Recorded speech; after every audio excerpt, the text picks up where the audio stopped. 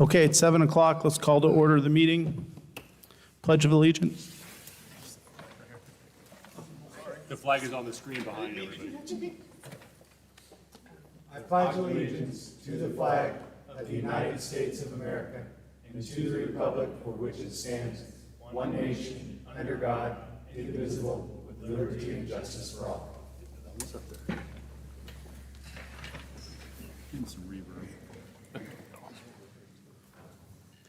Okay, next up is approval of agenda. Mr. Chairman, I'd like to add student board reports after the board reports. Okay. Do we have to do a motion for that or just do it? I think the motion is to I just made a amend the motion to do that. Okay. The motion is to amend the agenda as presented. I would second the motion as amended. Okay. All in favor? Aye. Aye. Any opposed? Okay. Next up is D, legislative update. Is that you, Andy? Yeah, at this time, by law, the school board has received the budget recommendations from the Budget Committee, which includes the board, and we will take testimony from the public to speak about the budget for 3 minutes apiece of testimony, not to exceed 60 minutes. And so at this time, you could handle that from your chair, and we'll keep time. This is different than the listening session. It is testimony and not required comment from us.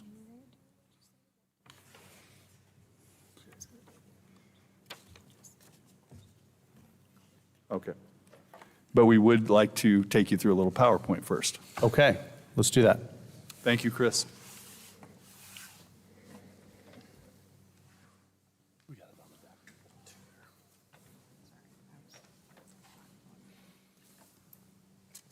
It's the same thing there, right? Same thing. How does that come up? Do you do that? Hang on just a minute.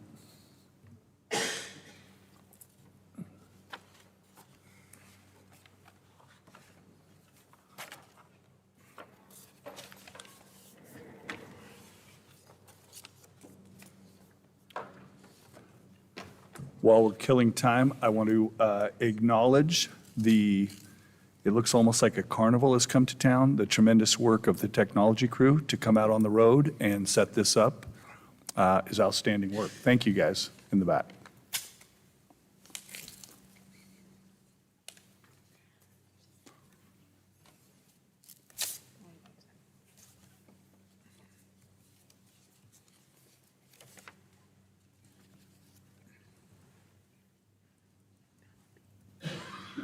Emily, are you able to pull this up?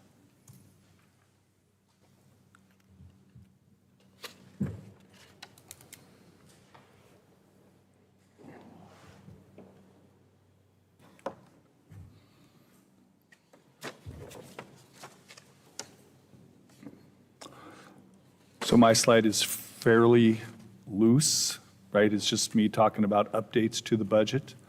You will recall that during the budget process, we had talked about the potential of moving from a funding level of 9.9 billion to 10.2 billion. And that has been moved by the Ways and Means Committee. And I believe it is held back by quorum issues currently. And we are approaching, within about 2 weeks, we should see either that this will be resolved in this legislative session as it stands, or that it may possibly be resolved in a special session, either by an early adjournment or by a special session in July. There is one element that we have planned around. That was the reading initiative from the state of Oregon, K-3 reading, which has certain specifications for what that would be spent on. And this has been a bit of a hiccup. We're working right now feverishly.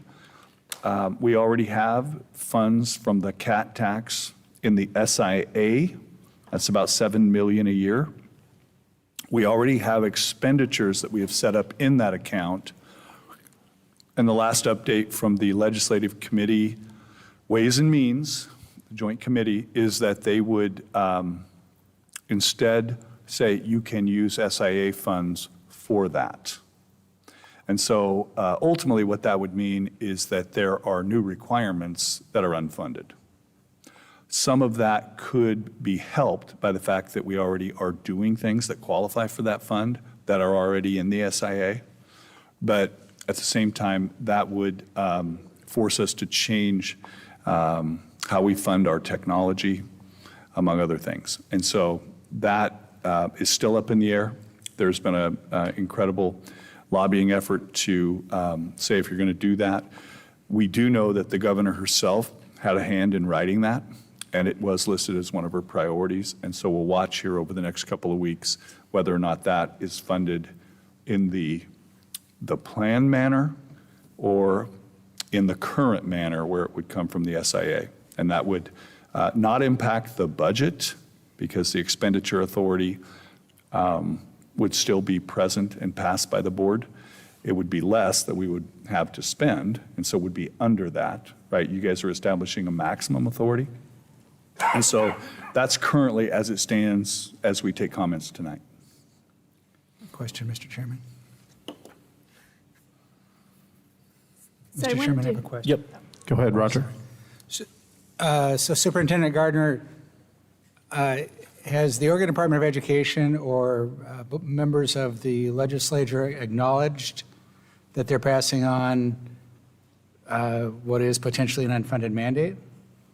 We are currently framing it that way to them so that they may consider it as such. But to this point, to your knowledge, they have not acknowledged that it's an unfunded mandate. So one of the things that has hamstrung us in terms of our ability to see what is going on is you can generally track legislation by its passing in a committee, by its moving to the floor of either the House or the Senate, by its passing there, because that then becomes something tangible that you can see. Right now, the action at Ways and Means is really the only action that is being taken until we can get to quorum later in the session, which I think has been shared that it's going to be the last day on funding issues. So as a practical matter, they could conclude that they've funded that potentially unfunded mandate by moving the funding level from 9.9 billion to 10.2. I think that argument could be made. Okay. Thank you. Ms. Knopfsiger. So I wanted to review with you the changes between the approved and the adopted. And the changes are just the same as we presented at the Budget Committee meeting. So the increase, as Andy said, is from 9.9 billion to 10.2, and we added FTE back in. So 4.3 classified positions were added back into direct instruction. And we added 2 licensed positions, and these positions are being held till we see where the students are, where the greatest need will be for those 2 teachers. And we added 1 math teacher at Calapooya School based upon need, a .5 Albany options teacher, an attendance officer to serve all of our schools, and 2 bus driver positions.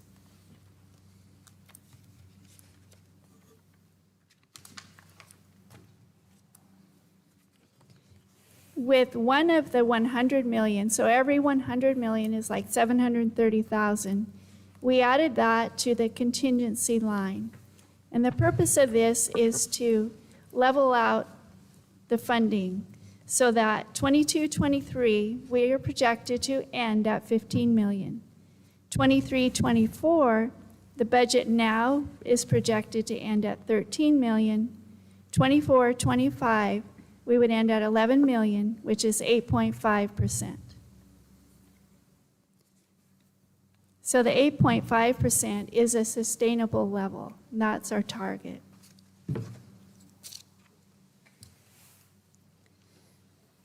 The next slide shows the reading initiative grant, which Andy said there's a chance that we will not receive this. So it's expenditure authority and a plan that we'll move forward with if we get, we'll have the expenditure authority, and this plan is part of the adoption plan. It would allow us to move the ongoing curriculum from ESSER into SIA.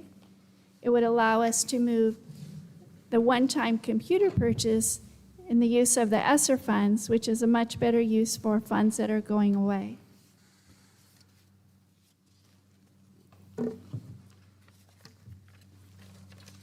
And at the budget committee meeting, we discussed the 270 fund. And so that fund in the adopted budget has been reduced by $480,000. There was a planned transfer from SIA into 270 that was eliminated. And in place of that, the general fund, we added $280,000 in the, as an expenditure directly from the function for our extracurricular activities. And then I created a miscellaneous grant fund for all of our schools, and that's $200,000. So I decreased the 270 fund, which is student body, by an additional $200,000.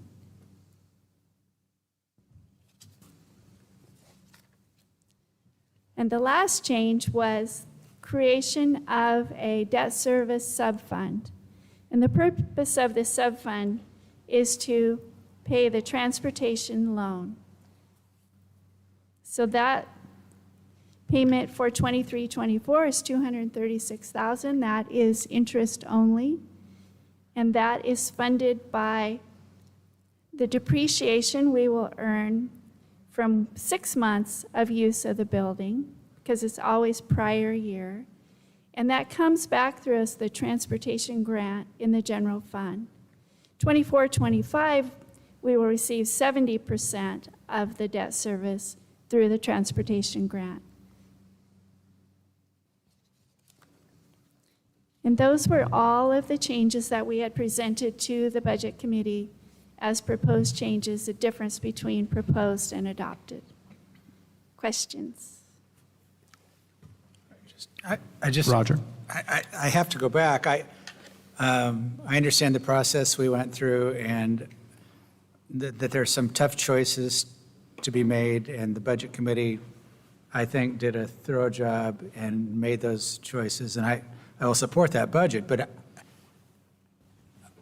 I don't know how it's sustainable with the level of deficit spending we have. I'm still uncomfortable with that. So I think by policy, our ending fund balance is 8%. So it is deficit spending, but we do, at the end of 2 years, end up at our 8%. And our hope is that our funding has increased by then. And also, we have plans to continue to monitor, to make some policy changes.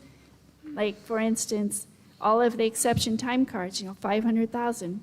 We're going to put policies in place. Andy talked about it today at a meeting. So Roger, we are aware of that, and it's definitely something that we're going to be working on. Okay, thank you.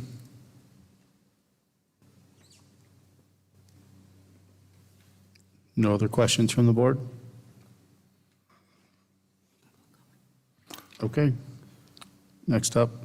No, now we would move to public comment. Okay, public comment? So the first name I have, sorry, I don't know how to pronounce your last name, Aaron? Thank you.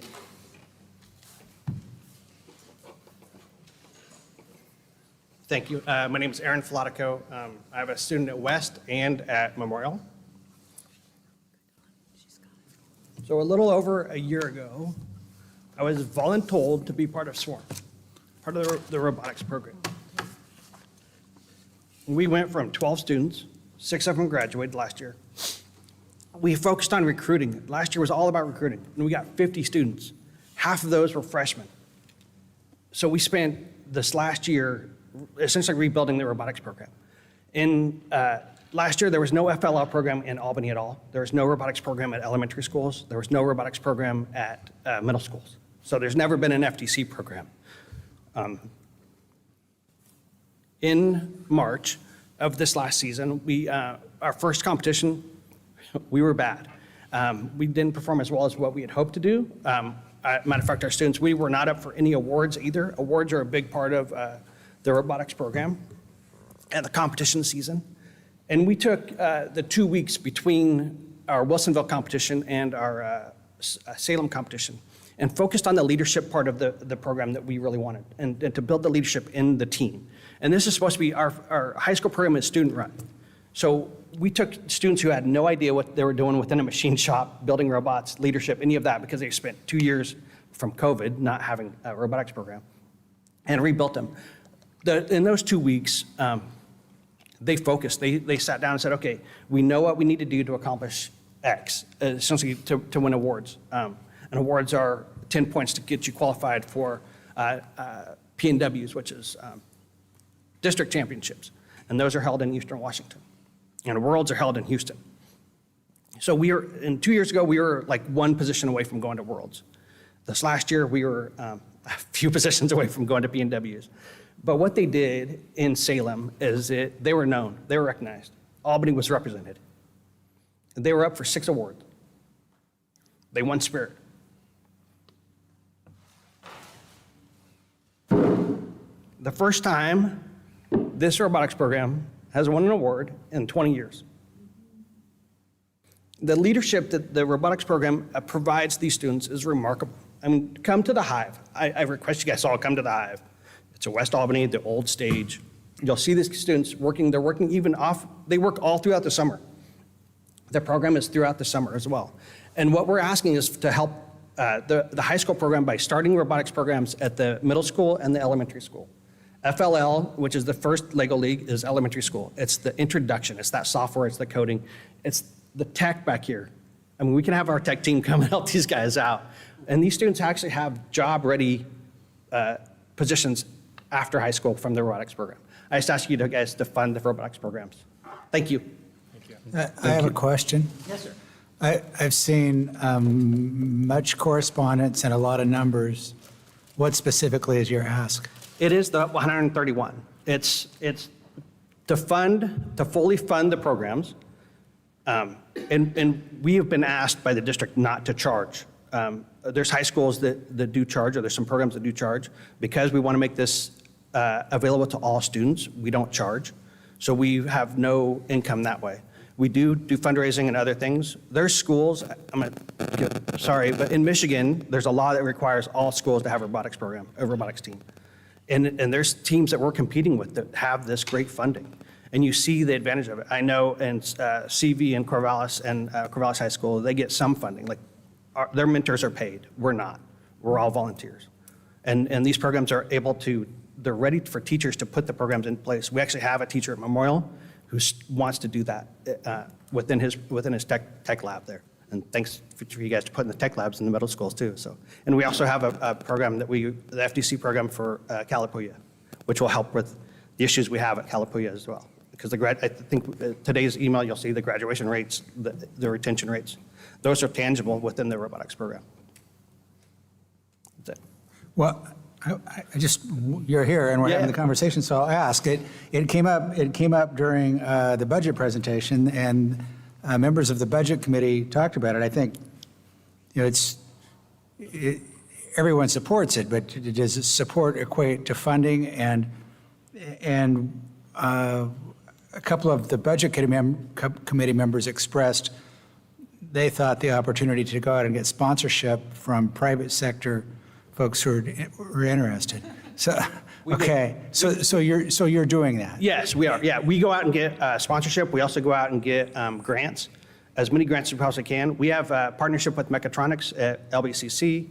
We've worked with Agility Robotics as well to get sponsorship as well. So yeah, every year we have to restart that process. So for this last year, do you have any idea what that amounted to? $30,000 $30,000. at the high school level only. So Okay. understand, because we didn't have FLL and FTC, and that the reason why that budget is a little bit higher, that request is a little bit higher, is because to get them started, there's a lot of upfront, but then their robots are reused every year. Where at the high school level, you have to build a new robot every year. You can't you can take apart your bot and reuse it, but you can't reuse that bot. So that's why it's a little more expensive for the high school level. Okay, thank you. You're welcome. Chair, I have. Go ahead, Michael. You know, you sent a couple letters or a couple emails, and honestly, at first, I thought this was kind of a club event that's just doing a lot, you know, making a request. I think you mentioned that in one of your emails, and boy, the more I read it, and the way it aligns with state and district goals, I'm not surprised to hear that a state you mentioned, Michigan, has that requirement. I just think you're on the cutting edge of something that we should all have, and there should be some requirements, and once you have requirements, then comes funding. But yeah, it's so much more than just a club asking for more money. I agree with you on that statement. Yeah. You aligned with so many. So important things. those letters are written by students. Yeah. We don't normally have adult stock. I mean, Well, they it's do a a great job student-run program for a researching. reason, but you're exactly right. We don't consider ourselves a club because we don't act like a club. We're more of an academic program, and it's actually, and part Yeah. of FIRST philosophies is that we're an academic program and that we spread STEM and STEAM throughout the community. Plus the fact that for the swarm, the high school level, we cross multiple schools. I mean, we're not just at West. We actually have 50% of our team is from South, 50% from West. We actually have 8th graders from Timber Ridge. And so we can move students up from 8th grade into the high school or from the the elementary school into the middle school program as well.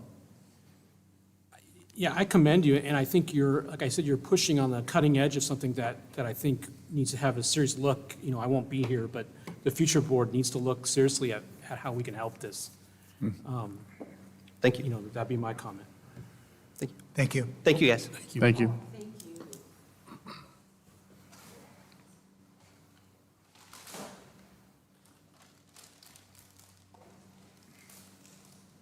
Beth?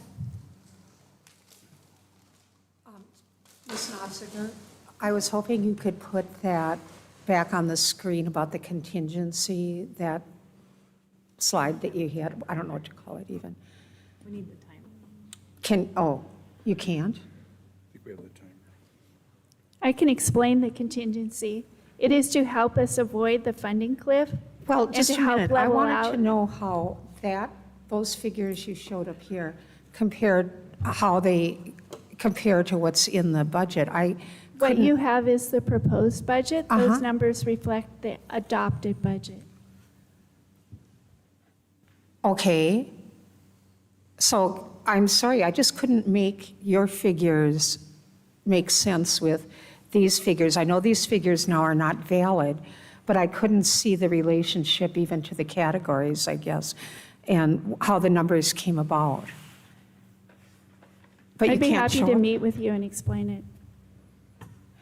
Okay, then can you explain the parameters for how this contingency money can be used?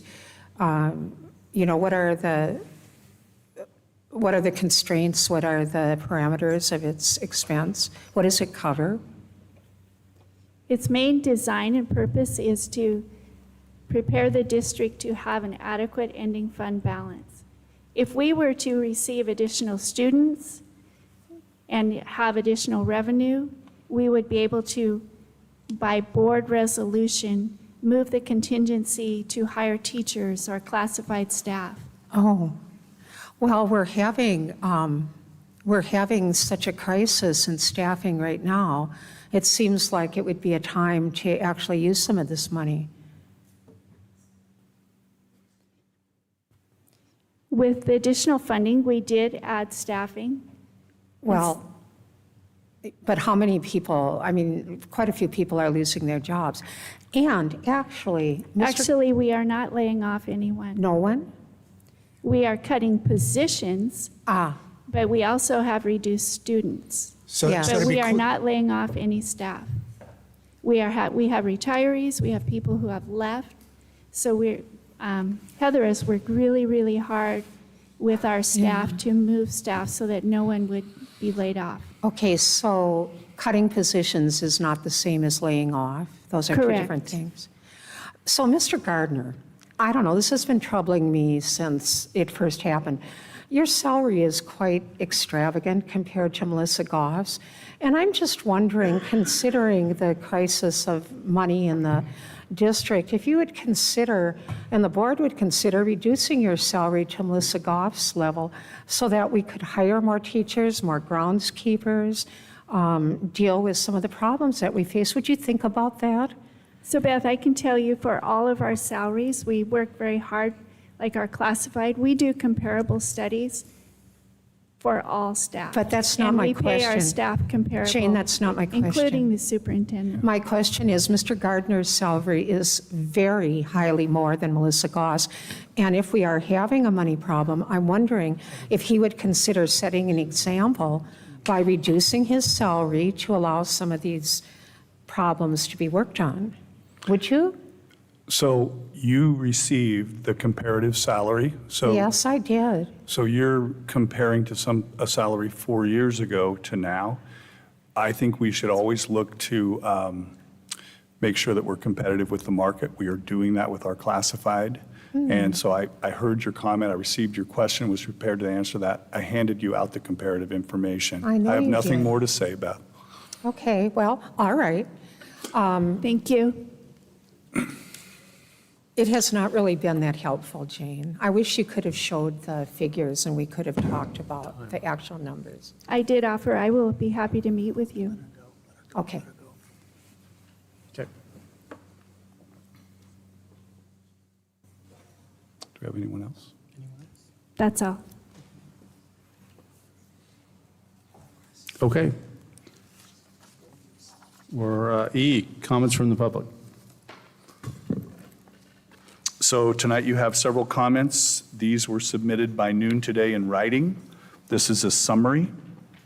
Public comment number 1, the commenter makes 2 points. A concern about homeless staff members and requests the board to investigate that and provide a report on staff who do not have a house. Comment number 2, the commenter makes a point, an additional request for funding. I believe it was for a program. Public comment number 3, the commenter makes 2 points, a request to restore public comment at board meetings and to investigate complaint against a board member. Public comment number 4, the commenter makes 2 points, a request to restore public comments at board meetings and suggests that board members attend OSBA training and report on what they learn. Public comment number 5, the commenter expressed appreciation to the policy language in public comment to protect students. From the listening session tonight, we had several comments. The first was a concern about a lesson that had been taught in health class at the high school, had not been given warning and allowed to opt out of the lesson, and made the comment that the student had still not learned how to do their taxes. I believe they were a junior. Comment number 2, very difficult year this year, expressed concerns about special programs, movement of students, how programs are set up, general concern about SPED. Comment number 3, from an SEA in the district, concerned about SEAs being overlooked, even in the current bargaining, and that they're critical to school functions. They do not feel like they have a true representative and someone looking out for them through the district. Comment number 4, expressed concern about the number of groundskeepers, total of 71 acres, 4 staff members, and that they are often used to do things such as install playgrounds. They also expressed concern about the shrubs and plants that come with new buildings and how difficult and manpower intensive they are to maintain. Comment number 5, again, a health class concern, no notice, lessons are taught that may or may not be controversial, and was concerned that, again, no notice. Comment number 6, again, a request for public comment, spoke directly to parents' rights, what rights parents did have, and they request that they work together. Comment number 7, again, general concerns. First started off with a concern about water bills, moved to a concern about books in the curriculum together, that parent rights should be appreciated within that. That's all there were. Thank you. Okay, next up is F, board business, board meeting annual calendar. Could we pull that up? Are we able to do that? This is the calendar we've been talking about for a few months now. The only addition I see are the green spots where we're doing listening sessions. We're having listening sessions in each of the zones, plus a, So there's 2 changes. One was adding the listening sessions in the green, and then the other change was flipping the November board date with the award ceremony so that we could have the award ceremony held at the Albany Performing Arts Center because it was not available the first Monday, and it's a consistent schedule every year, so we'd run into that. So that was the recommendation that we put forward so that we could use the Albany Performing Arts Center for both the November and the May awards events. okay, so it was a scheduling thing, just to make it better. Yes, scheduling thing. Okay, I have a couple. One, we've got 2 new incoming board members, and we're planning their calendar for them. It would be good to get their input. I don't know procedurally if you want to wait to approve the calendar or you want to tentatively approve it with their input. Maybe you've already gotten their input. Maybe you're way ahead of me. So you've approved the board meeting dates on the calendar. The changes that you would be approving would be adding the listening sessions and then just flipping the event date, the awards date versus the actual meeting date. Okay, So So how many listening sessions in total do we have? 4. For me, at least, I think that falls short of the intent. I think the last one I attended, though, was in December. How have the last couple gone? Is there a lot of pent-up energy and frustration and having to wait a month or 6 weeks to talk to somebody? Or does the board and the administration feel like we're achieving our goal of having a dialogue with folks in a meaningful way about the things that are important to them? I don't know that 4 does it. I've got to go to half of them. They've been really good, it seems like, and I don't know how this one went today because I wasn't there, but it seems like we come to the end of the questions at the end of the time. You know, it's not like we have pent-up demand, but if we do, we need to open up space.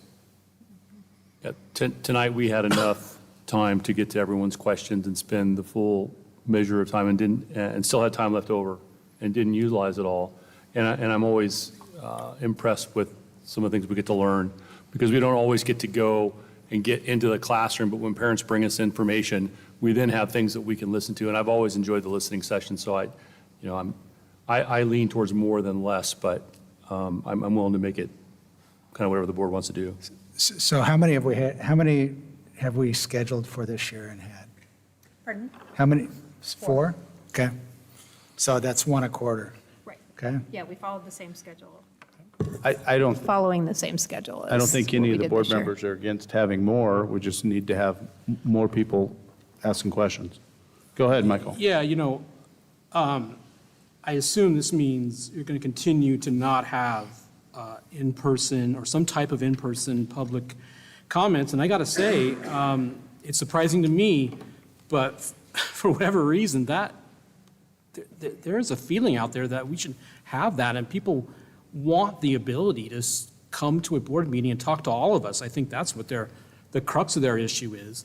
And I know that OSBA could help you with the requirements. Corvallis does something, they let people come and talk. They sign up people who want to come, they use Zoom.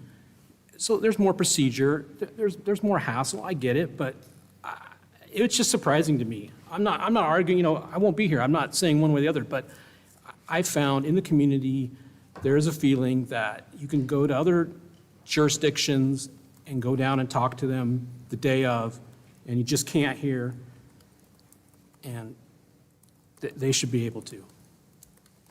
We should let them. Brad, go ahead.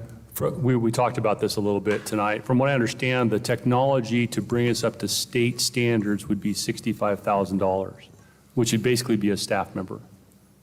And so and in this tight budgetary time, that would be very complicated to justify for that.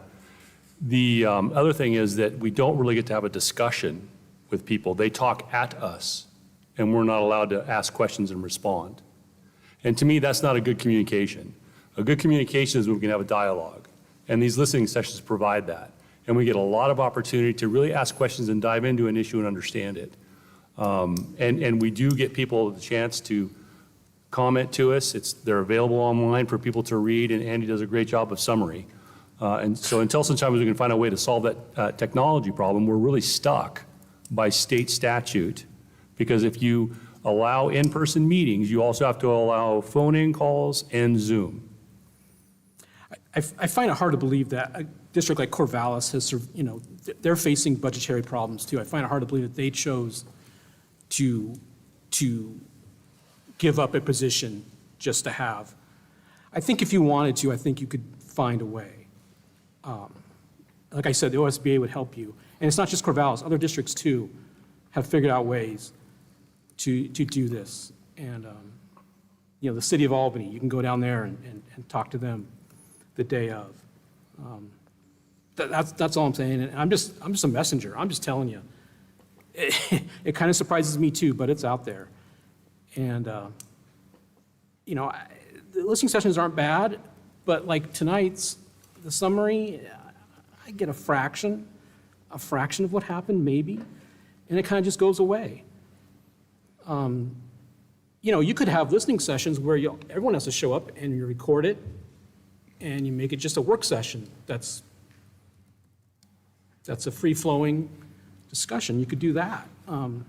That might satisfy some folks, but I'm just a messenger. I'm just telling you what people have told me over and over again. I can only speak to my own experience when I wasn't on the board, but I came and asked a question. I asked a question, and that was it. No one replied to me. No one got back to me. I had to force the issue for someone in the district to meet with me. That was a very frustrating procedure.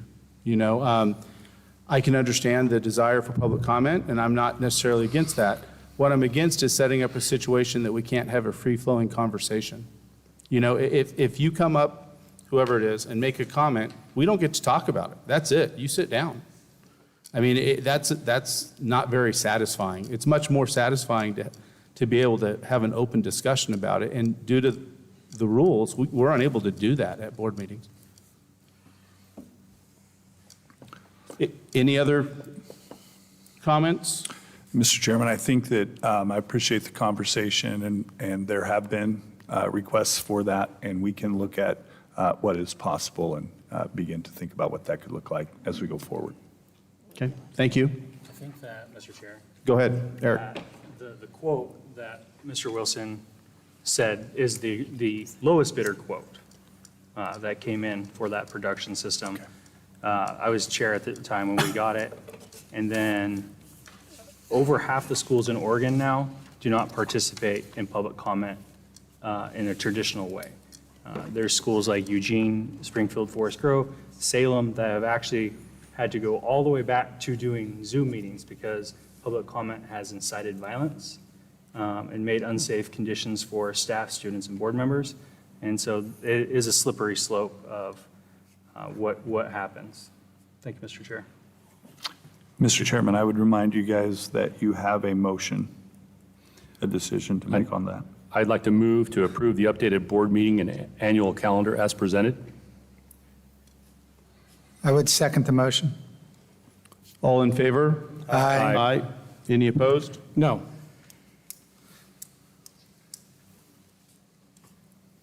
Okay, next up is F2, public complaint. I'm going to hand off to the vice chair. Thank you, Mr. Morse. So we've got a couple pieces of business on that tonight.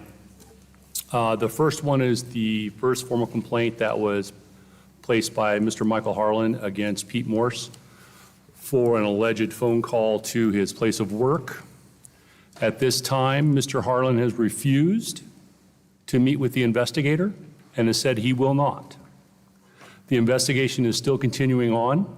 We have some additional things that we're going to try to vet and get as much information as we can. We do anticipate having a conclusion at the next board meeting. In the meantime, Mr. Michael Harlan has issued yet another complaint, and I'm going to read it into the record.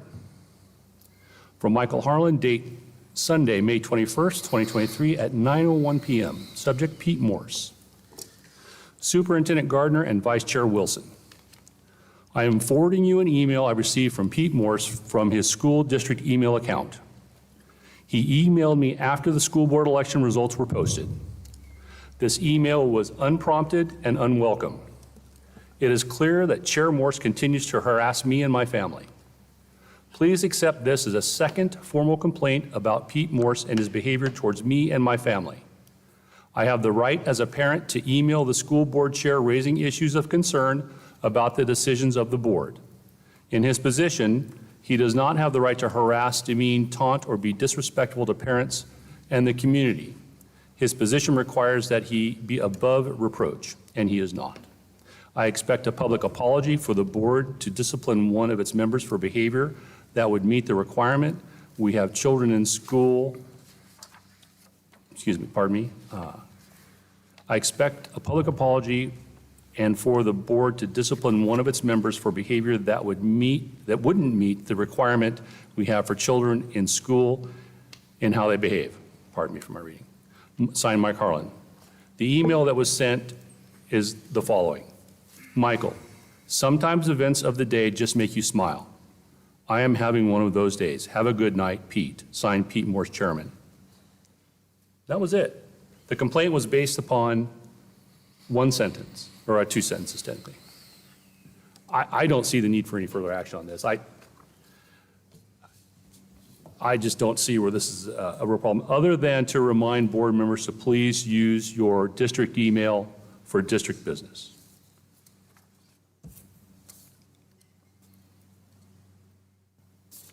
Any comments? I would agree. I'd agree with what Director Wilson said.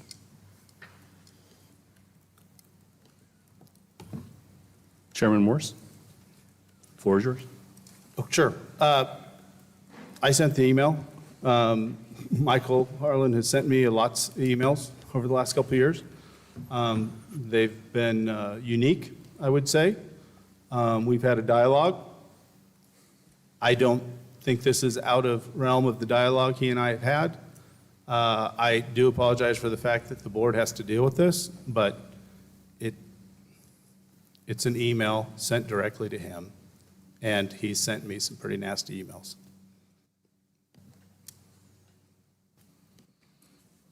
If there's no objection, I just consider this matter concluded. I turn it back over to you, Chairman Morse. Okay, we're up to G, Superintendent Report. 2 or 3 things to talk about. First, we will be naming an executive director for EDI, Equity, Director, and Inclusion, this week. We have, in addition, secured a contract with Lynn Benton Community College to share the services of their director, Jason Dorsett, who is the NAACP president for Lynn and Benton counties. Very excited to add him to the mix as well to help us move forward. Specifically, we will be asking him to pay attention to our responses to racial bias incidents in schools, which I believe we can improve our response to, as well as hiring. He has already done quite a bit of work at Lynn Benton in order to further that work there. And so the path that he has laid there, we will attempt to follow along with. Certainly with his help will be greatly appreciated. Last meeting, there were a large number of teachers outside of the district office, and there's been some clarity, and over the last couple of years, certainly not everything has been clear, But you will see here at board request, we included the documents that had operated on the district side and understanding. I think there has been a deep misunderstanding about the purpose and the conditions that bargaining was occurring on.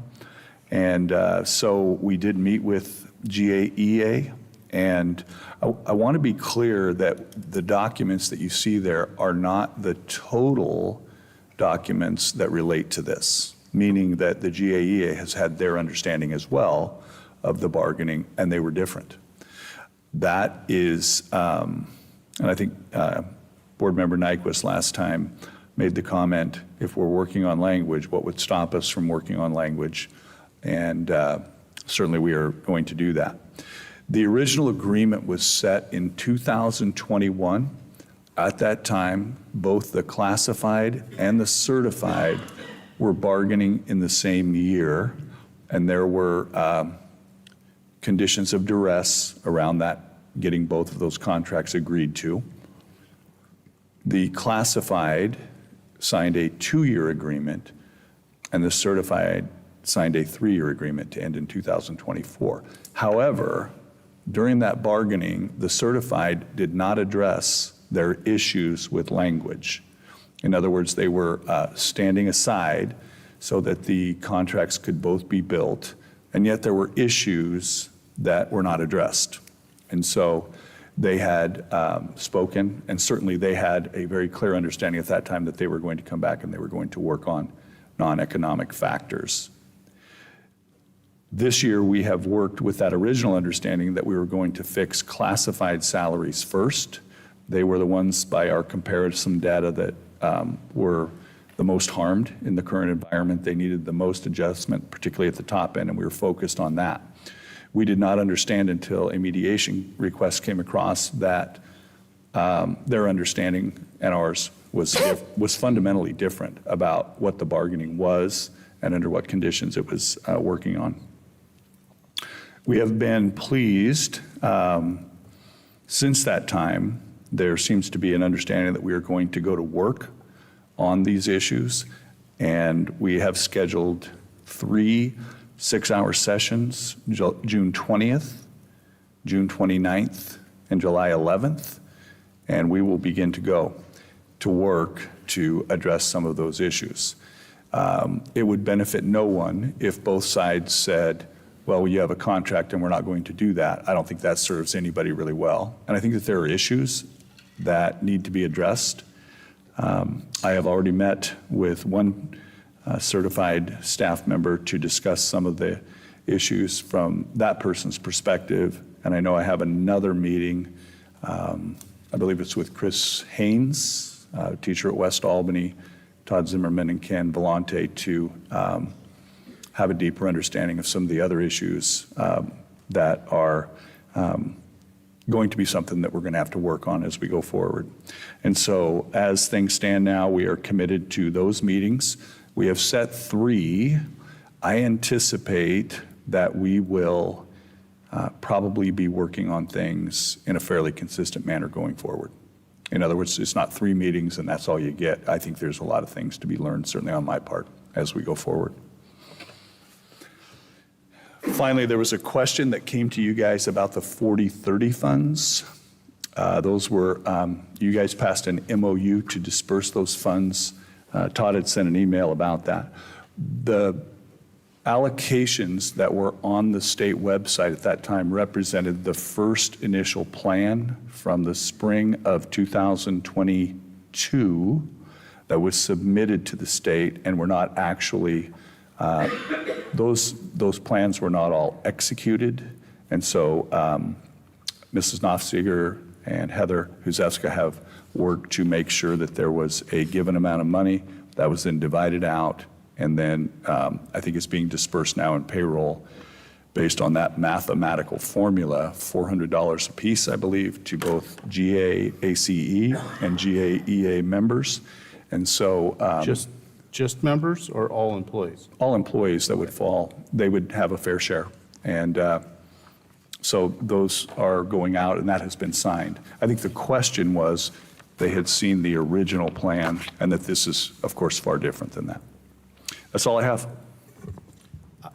I just personally like to say that's some really good news on EDI. We have a great team coming together. I think we'll do some great training in the district, which I think is a fantastic thing for us as a community and for our children.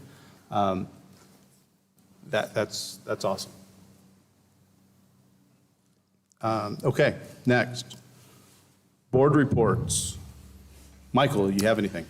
No, I think, I think I'll echo everybody. We all participated in graduations last weekend, which is by far the best. I think graduations and the All-Star Awards are the best part of being a board member, hearing the stories of the excellent students, and there's some excellent students, and the stories of some parents told me of how, well, it was a little challenging to get to this point and get to graduation, but they got there, and so that was a great week. And I just want to put a plug in, soon I'll have to, well, I can't come talk to you. I guess I have to write in, but. We could do invited testimony. Yeah, okay. Well, I just want to put a plug in. I see, I don't tell the superintendent which positions to hire specifically, but I just want to go along with parents at Central and Takina have really identified an issue. The principal Bradley is leaving after 3 years, outstanding principal. And there's a feeling amongst all the other issues at Central and Takina, that just the nature of the two buildings is just it's a unique position. And when the split happened, Lisa Sjogren, who was the principal at the time, was pretty open to people when she said, hey, I can do this job. I think she undersold herself. I think it was her own Energizer Bunny type personality. Plus, she said her husband was retired. Their kids were grown. That's why she was able to do that challenging job. And so there's a feeling that we're going to have a kind of a revolving door. There's concern. I'll put it this way. There's a concern that we have a revolving door with principals who maybe come to find out after they get the job, the mountain that they face. And so we're advocating for a dean of students at each building.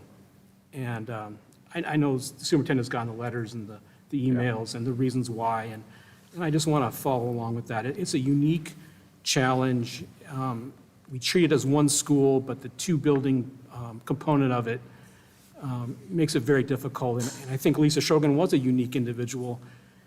And I just don't think you run an organization by saying that this job right here can only be done if we find that one special unicorn. So I'm just going to put my plug in for that. Eric? No, I'm good. Thank you, Mr. Chair. Roger? I would like to acknowledge the passing of a former school board chair, Ron Smith. Was in the mid-70s. He also operated Courtesy Corner, the gas station there, the Shell station.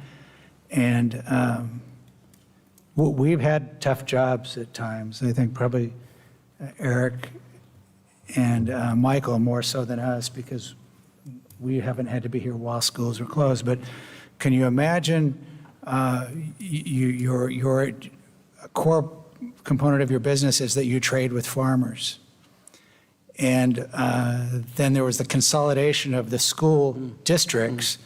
And Mr. Smith had to go get the keys from Millersburg Grade School and Deaver Connor Grade School and Crabtree Grade School. And at risk to himself personally and his business, he endeavored and did it and did a lot of great things in the community.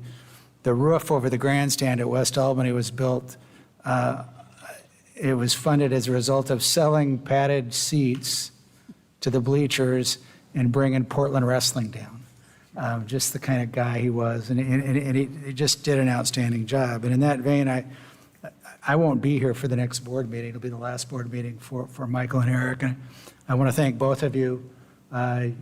Your 4 years have been maybe the second toughest of times, maybe more so than Chairman Smith had, and that you had to preside over a school closure in which there wasn't a rule book for, and then the reopening of schools. And just appreciate you sticking it out and being here until the end. Thank you. Thank you. Brad? Thank you.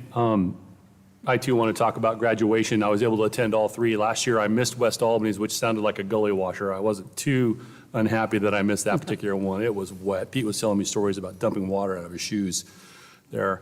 But I had not been on that field, and a friend of mine said the same thing. I hadn't been on that field since I was in high school, and it brought back a lot of memories. And I know that the people who the students just graduated are going to be able to bring some of that back with them in the future. And it's just a really special time.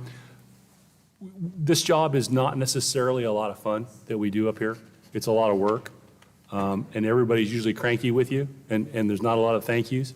But when we can go see that graduation and see those kids' smiles, and some of the kids who never thought they would make it cross that threshold and get their diploma, that's really special. And it's why I decided to do this, is to help them to graduate and do the best I can to provide back to the community. And so it was a real special time, and I enjoyed it very much. Okay, the graduations are great. I think we graduated between the three about 6:20, 6:30. It was a lot. It was really fantastic. The kids were excited. We had great weather.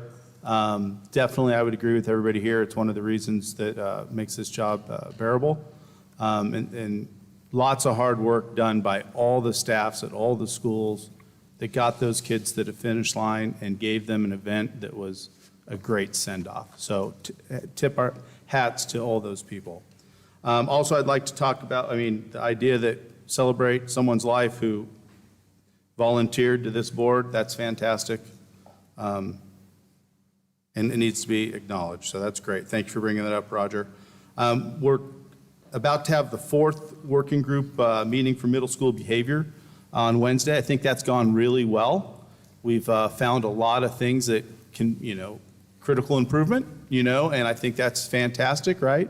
We're always looking to make it better, and I think we're doing that, and we need to continue doing that. To say that things are normal yet from when COVID happened is not true. We're still moving back towards normal. But the sooner we get there, the better for our kids, the better for their academics, the better for their futures. So I think that's really important, and I'm glad we're doing that. That's it. Yep. Ms. Hadley.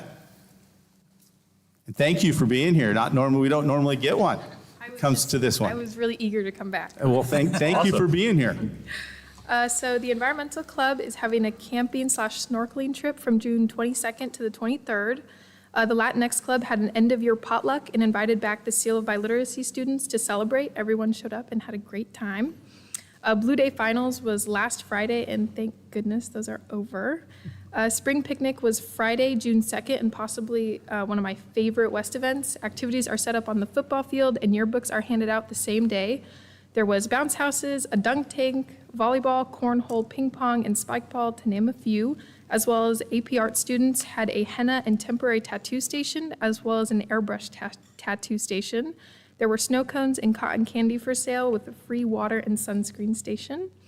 Flash Seniors stands for Freshman Learning and Seniors Helping. It is a previous program that was shut down during the pandemic but is coming back. Rising Seniors next year will help to guide and teach freshmen that what attending West looks like and some of our favorite traditions. Girls basketball practices are Monday and tournament games are Wednesday. Their last game is next week. Graduation practice was on June 7th with graduation on the 8th. A very bittersweet moment to see many of my good friends graduate and realize that that'll be me in exactly 1 year. Senior walk was June 6th, and they got to walk through their old elementary and middle schools.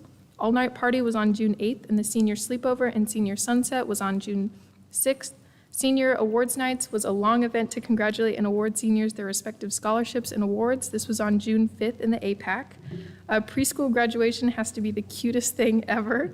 The preschool that is in West dresses up in tiny caps and gowns and walks through the halls of West Albany during school. This was on June 1st.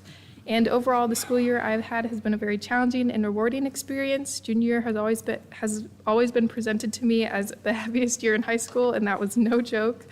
I'm excited for senior year and get a little emotional for every graduation Instagram post I see. I want to thank my wonderful teachers, friends, family, and the board for a tolerable and memorable school year. Thank you very Thanks, much. Heather. Excellent job. Okay. Next up, I, committee, community, and school presentations. Mr. Gardner. Yes, at this time, I'm going to, I see that Justin is on the agenda, but I'm going to turn it over to Mr. Stafford Boyd, our secondary director, for introductions. I would like to introduce to you Mr. Justin Gavette, social studies teacher at South High School, and 4 students from his sociology class this spring semester. We held as a district an equity summit for Professional Development Day in our work calendar in April, and as a result of that, Justin engaged with some of our facilitators of that and spurred this idea. So because he was working with students on this content already at that time. So Justin, tell you, and 14.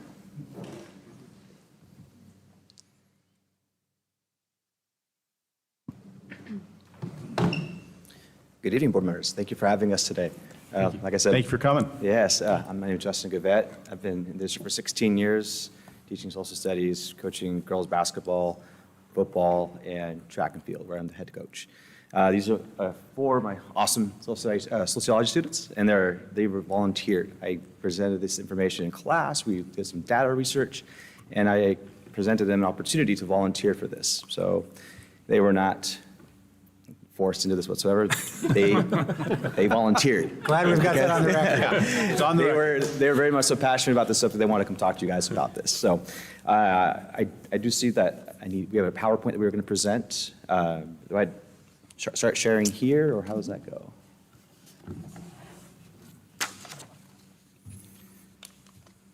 I'm having flashbacks to 2 years ago.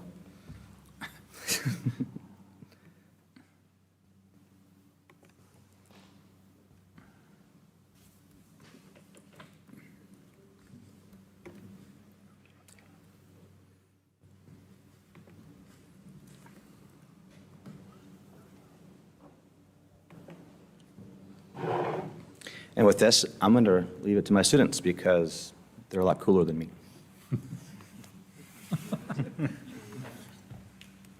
Hello. As Gavette said, we are 4 students at South Albany. My name is Jewel DeViller. My name is Abby Fee. I'm Alyssa Pospisil. I'm Scott Banks. And we had the opportunity to study some economic differences we were noticing between district lines, between West and South in Albany. And one way we did this was using the Opportunity Atlas, which is a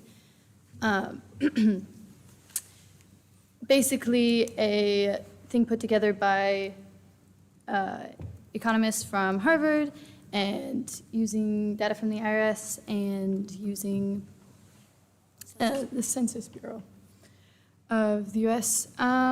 So we kind of found stuff from that, and we kind of put it up against the district lines. So our slides will show that.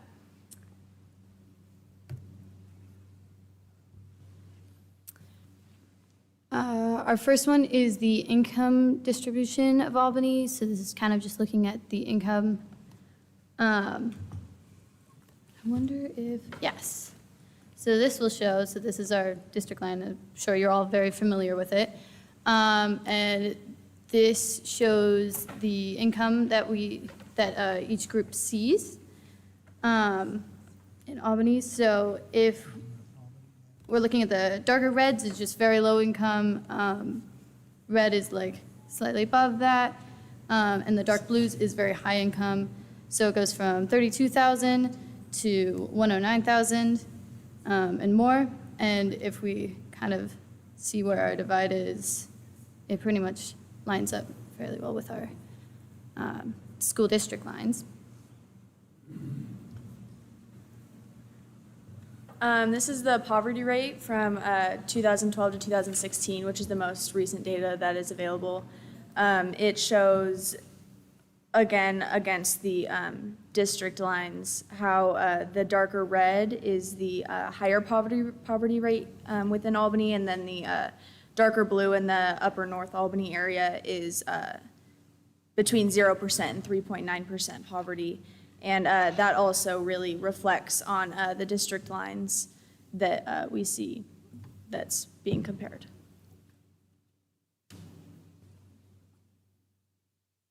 Here we see expanded income for all students by the time they are 35, and same basis as before. And you still see that as in this, the greener it is, it lines up with the blues, and you still have the darker reds and oranges that follow the same distribution as the two maps that we showed before, how it follows the divide between higher income and lower income areas.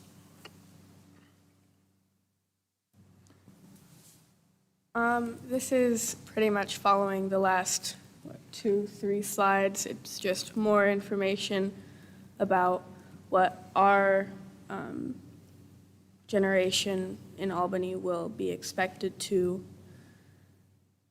look like from low income, and it's again once kind of carved out with the district boundary lines, and yeah, so.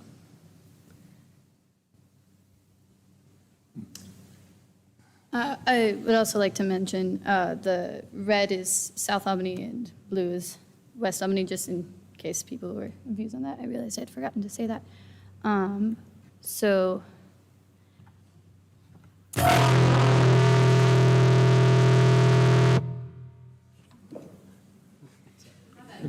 Aliens?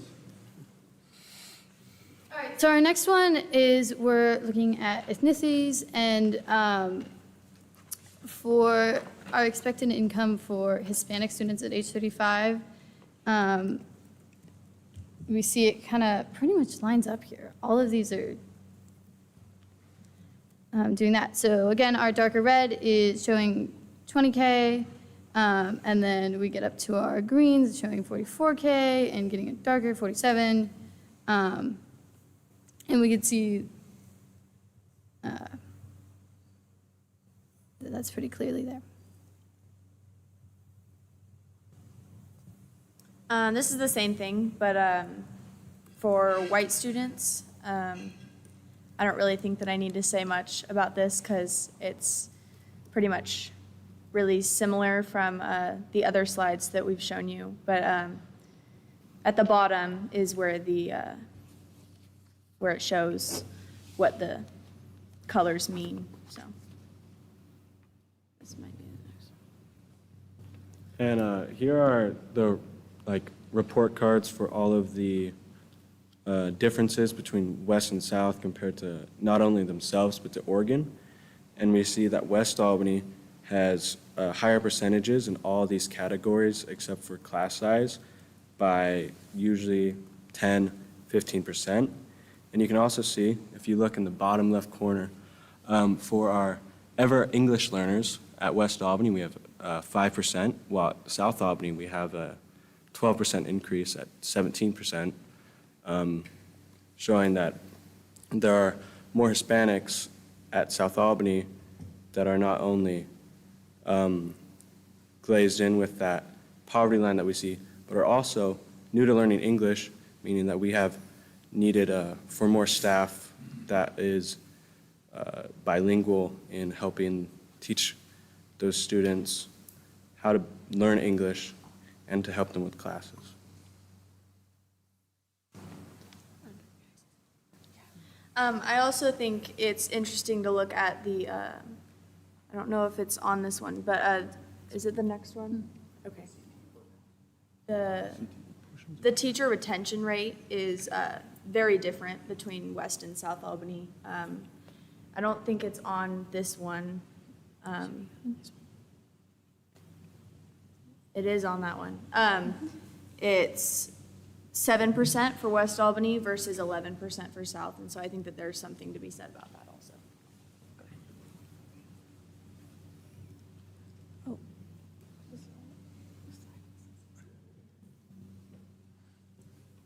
Yes. So some information that we found that we thought that we'd bring to you was about self-fulfilling prophecies between students at different schools.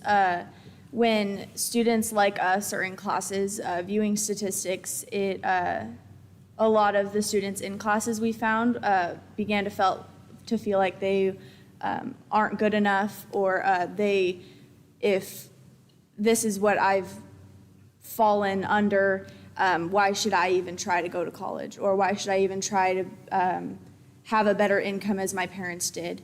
Also, the CTE classes between South and West are drastically different. If you look a couple slides back, down here in the orange, it's the CTE section, and West Albany has very white-collar jobs, technical, engineering specific, and South Albany has very blue-collar jobs with welding, metals, woods, culinary arts, stuff like that. And I feel like it doesn't really make sense if we're providing West Albany with those opportunities, and also South Albany with opportunities like we have. How are students able to figure out what they're good at, or figure out if they're interested in something that they weren't able to do in high school, to be able to go on to college and pursue those things? I know that for my brother, he is going to OSU for software engineering, and I don't know how he would have been able to find out that he was interested in things like that if he didn't do it on his own. Could I bring something up with you on that point? So with those career and what both schools offer, there is ability to transfer to schools for a certain period of time during the days to go to West or South and perform those classes. But as we see, both schools have dramatically different schedules that don't line up at all, taking up about 2 class periods for South for 1 class period at West, and West having block schedules compared to the new informed Rover schedules at South Albany.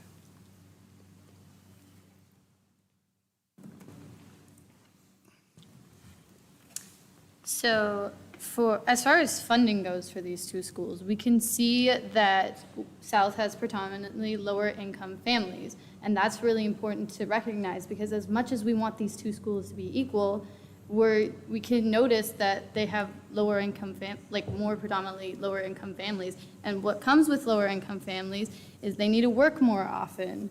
And the amount of community involvement between schools is very different.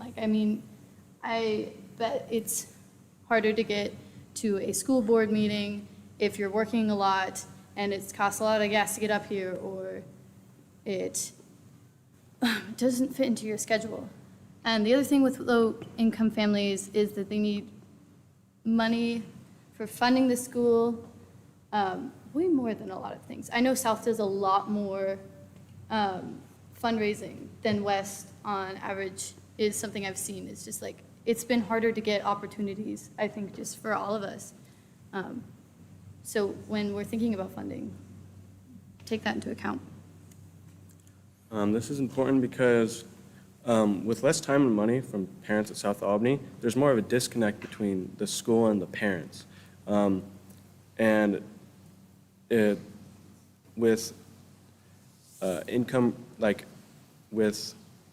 we have jobs only expanding 4 times as much as they were in 2000 compared to the 13 multiplied for housing, meaning they need to work more, furthering the gap for parents to communicate with schools and fund. And also, with Abby's point on self-fulfilling prophecies,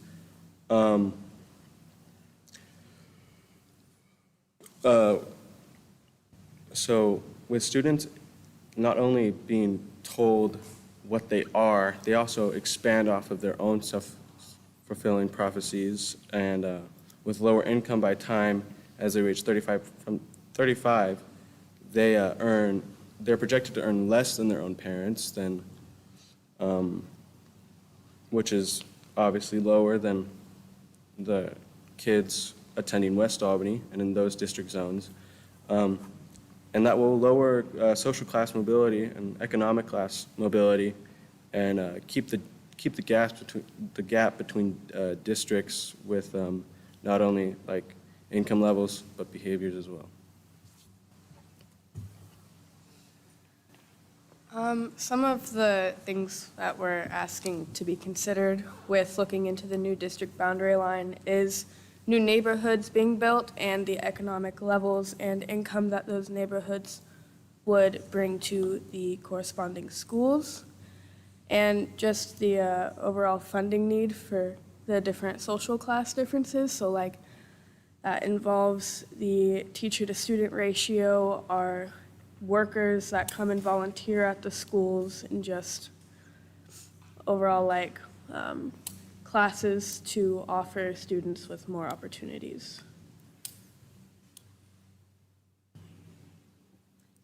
That is our presentation.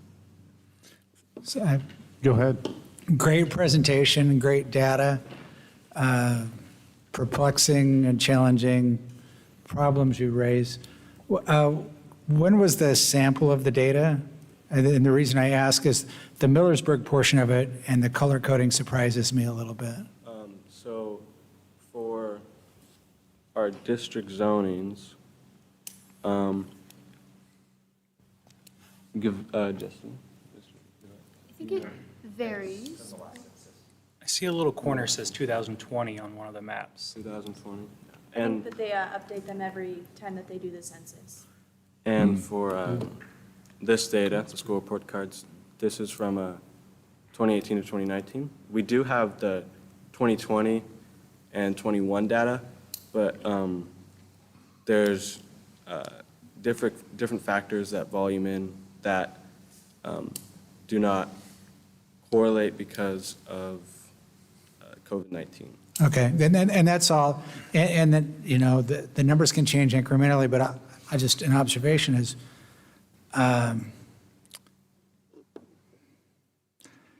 since I went to school, the gap between North Albany and the other side of the river was,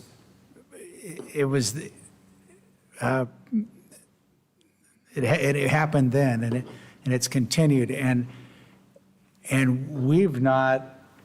I'm not very enthused about redrawn districts. It sounds like a good way to upset a whole bunch of people, because people want to be with their friends, and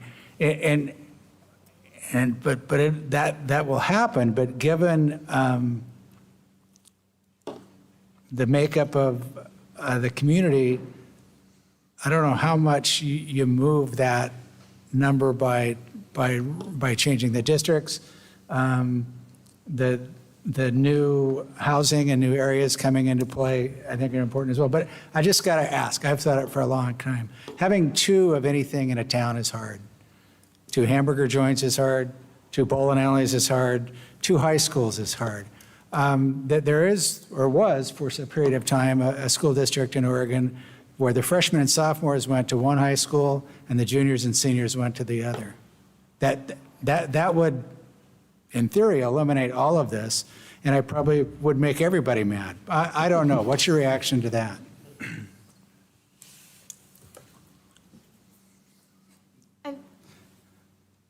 I'm a bit confused on your question. Well, So you're just saying that, If you sent we had one high school system in the community, probably making people mad just by bringing it up, but, and the freshmen and sophomores went to one of the buildings, and the juniors and seniors went to the other building. so you're telling us that information, or are you asking us what we? In theory, what would you, What what would you if? think of that concept? Because that's the only way theoretically that we could solve this problem. Absolutely. Respectfully, I disagree on that. I would Okay. say that I think there's ways that we can look at this, and I feel like you brought this up, that maybe if it heads to redistricting, we would like for you guys to keep this in mind, because this is something important.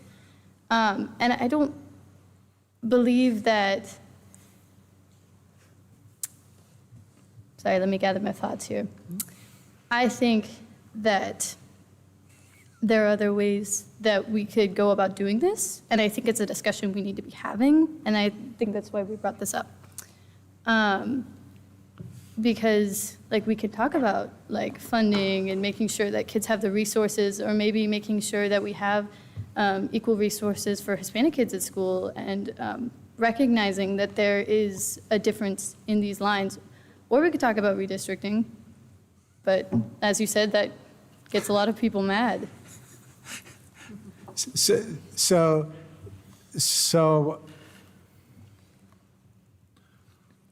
keeping in mind the differences and allocating funding accordingly,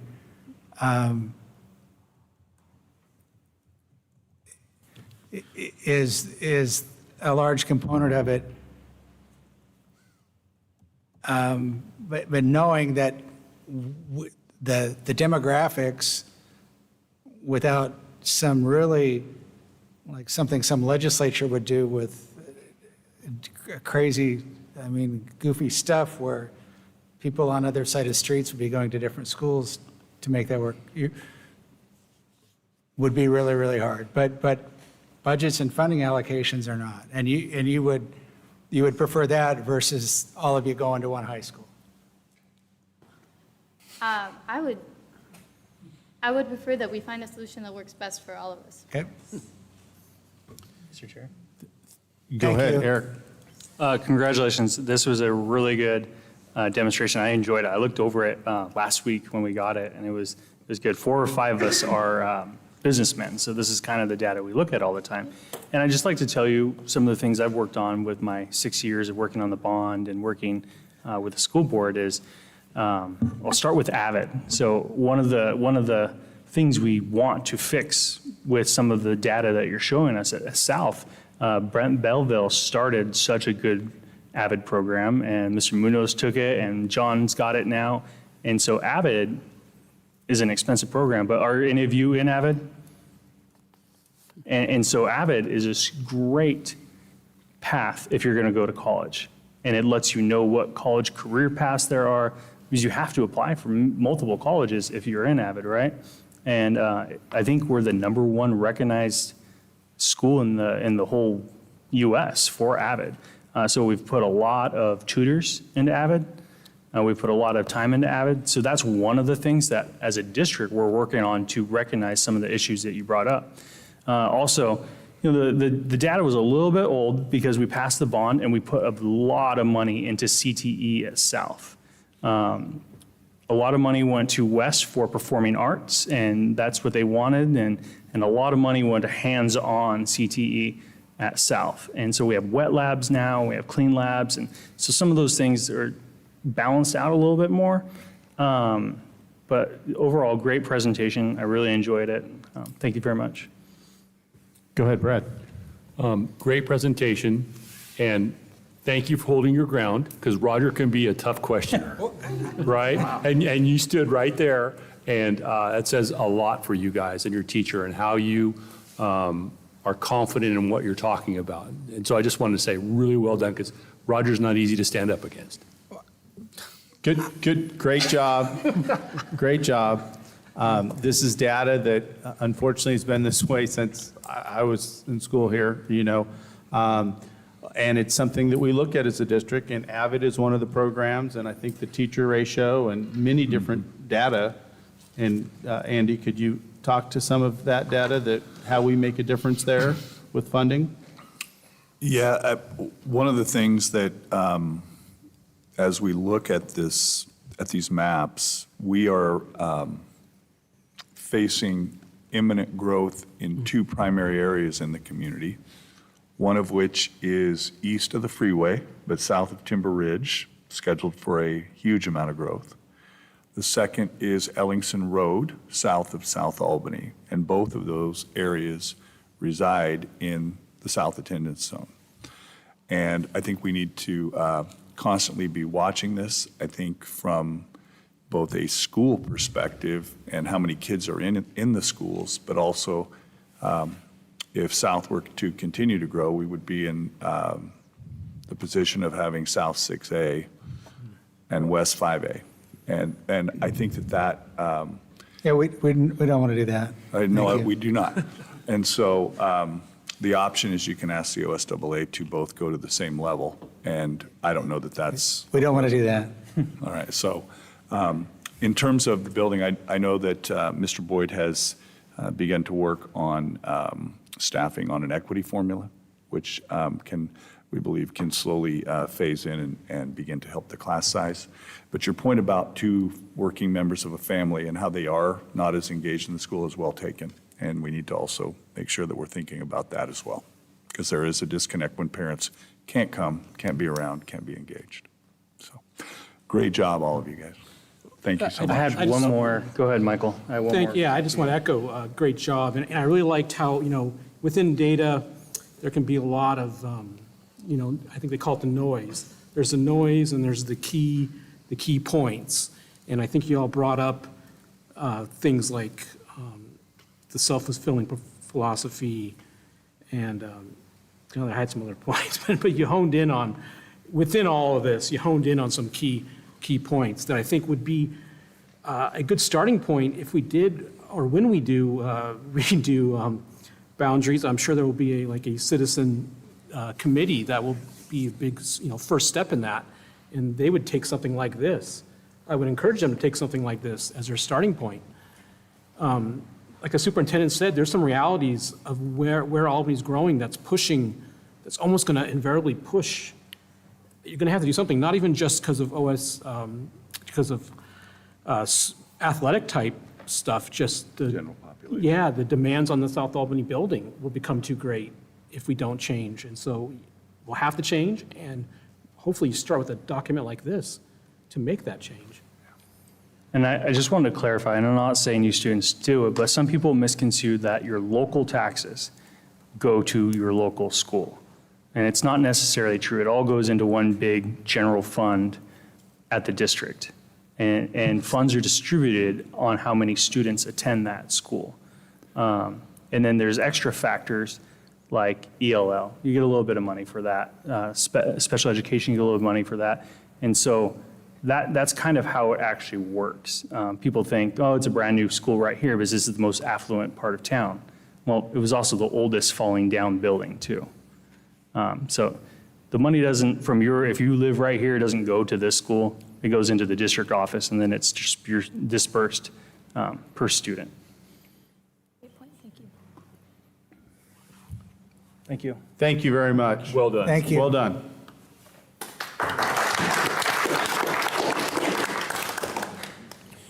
Okay, next up, I-2, school report, Albany Online. Mr. John Dilbone is here to present on Albany Online, our final school presentation of the year, I believe.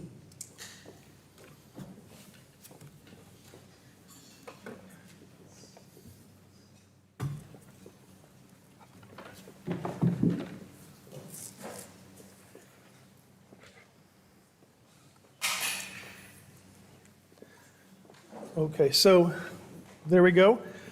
This is one of the hats I get to wear as the Albany Online School Administrator. And to start off, we're not a school, we're a district-wide program. So all our students are still considered residents or students at their home schools. We just offer content, and we're trying to move it more of a model from school to back to district program. So our staff there are 4 of us. 4.5. So we have Cheryl Clemenson, who is our online program specialist. We have Gretchen Clements, who's our special education liaison. There's me, who is the administrator. Gretchen and I are part-time, and so is Wendy Marks, our office registrar. And then Tracy Ross is a full-time elementary teacher for us. Just because a lot of you guys are new, AOL's been around this for 10 years. And it was originally designed as a way to keep students within the district and an enhancement for TAG and medically fragile students. So some quick facts about AOL. This year we've served 298 students, of which only about 55% have remained with us all year. So one of our challenges is the fact that we have kids that come and then go back to their building. For someone who's fiscally conservative, this bothers me because we pay for classes for our secondary by the course. So if you come in at the beginning of the year and we give you 6 courses, courses are $319 a piece. And at the end of 9 weeks, if you say, I'm done, I'm going back to the building, we still paid for that whole semester-long course. So going back and forth is hard. So you can see that our elementary stay, but our middle school and high school tend to vary a little more. The other thing with our data is we have about a 40% economically disadvantaged group that attends. And this is a struggle for me because since it's virtual, we don't have a way for kids to eat. So it just makes it difficult. We ran into a little problem with how things were done back in the pandemic, but we were feeding everybody at that time. The demographics are down there. They pretty much fall within district guidelines for the most part of matching what the district is overall. Our approach is we try to provide students with flexibility, support, and coursework that they need to be successful. Every student has a mentor that works with them inside their home. So the teacher is out here and grades students, but most of the work is done with an adult coach who's responsible for making sure things are done on time. And at the elementary, the adult coach is highly involved with the kids. Every course is taught by an Oregon certified licensed teacher, and we get those through K-12 Stride program. One of the things that has picked up our numbers is we've been able to offer a dual enrollment. So students in a building can pick up a single class or 2 classes at AOL that's not offered in the building. So it's different, but it also still provides them with access to coursework that they won't have in their building. Special education services are provided at their home schools. Cheryl would be upset if I didn't remember to tell you that our dual enrollment is very unique for online schools that offer just a course or 2. The special education services being at their home schools allows a smooth transition between levels and grades and back and forth between buildings. We also welcome a lot of out-of-district students into our program. We don't advertise our program as being open, but there are several students that come in from out of district and are with us for a long time. So elementary, Mrs. Ross is our instructor. She teaches all students, so grades K-5. And what she does is she meets with parents, students, and teachers monthly to support families. She also has weekly grade level class connects, which basically is a way for her grade levels to come together and interact virtually. And it's a great way for the kids to develop some social skills. And she also offers both in-person and virtual individual help to students. And she has about 24 of those sessions per month, or 24 families that take care of those per month. But it's the learning coach at the elementary who does the day-to-day work. And Tracy grades all of it and reports all of it.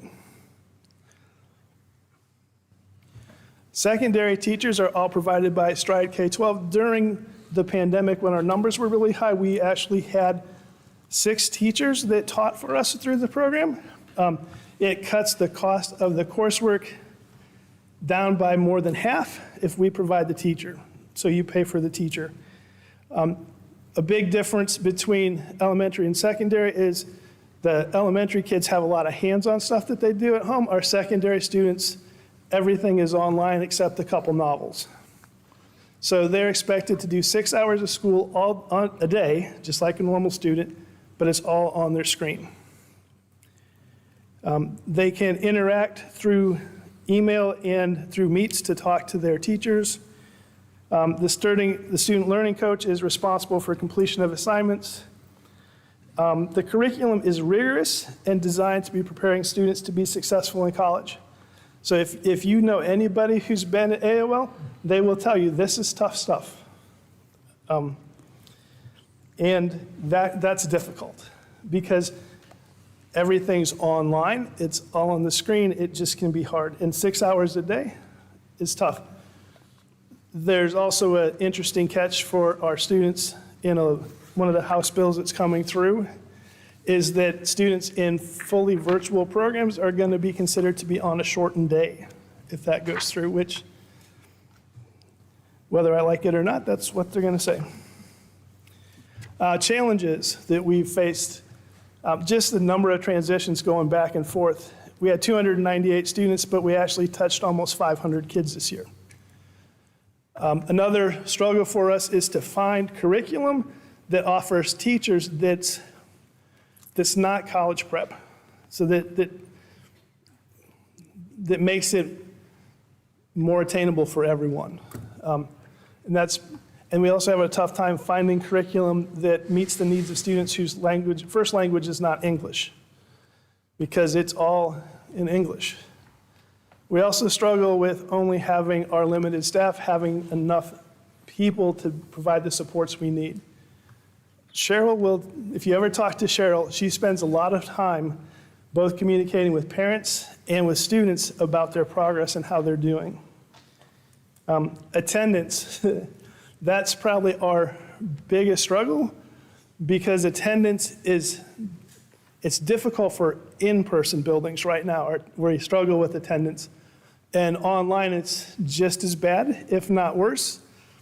And we try to make sure they do the 6 hours, but attendance is tough, and hopefully we can be part of the group that works with FACT on the attendance to get more supports to students. The other thing that is a challenge is we're located in one room in the basement of Central. So if you look at Central, we're on the bottom left set of windows, and so space is always an issue. We have 3 people that are in there, and we bring students into that environment as well. So you just can't bring many people into the classroom at a time. Looking forward, we're working with the high schools to provide a more connected experience. Before, it was like, here's a student, now you're AOL, but you're still a South student or a West student. So we're doing better to connect the experiences, and we're expanding the dual enrollment option for them. And hopefully being able to offer some classes at some point that'll be taught by a teacher in the building, where they'll go and have a lab time where they can work on their online course with the instructor who's doing the course right there to get help and see how that works.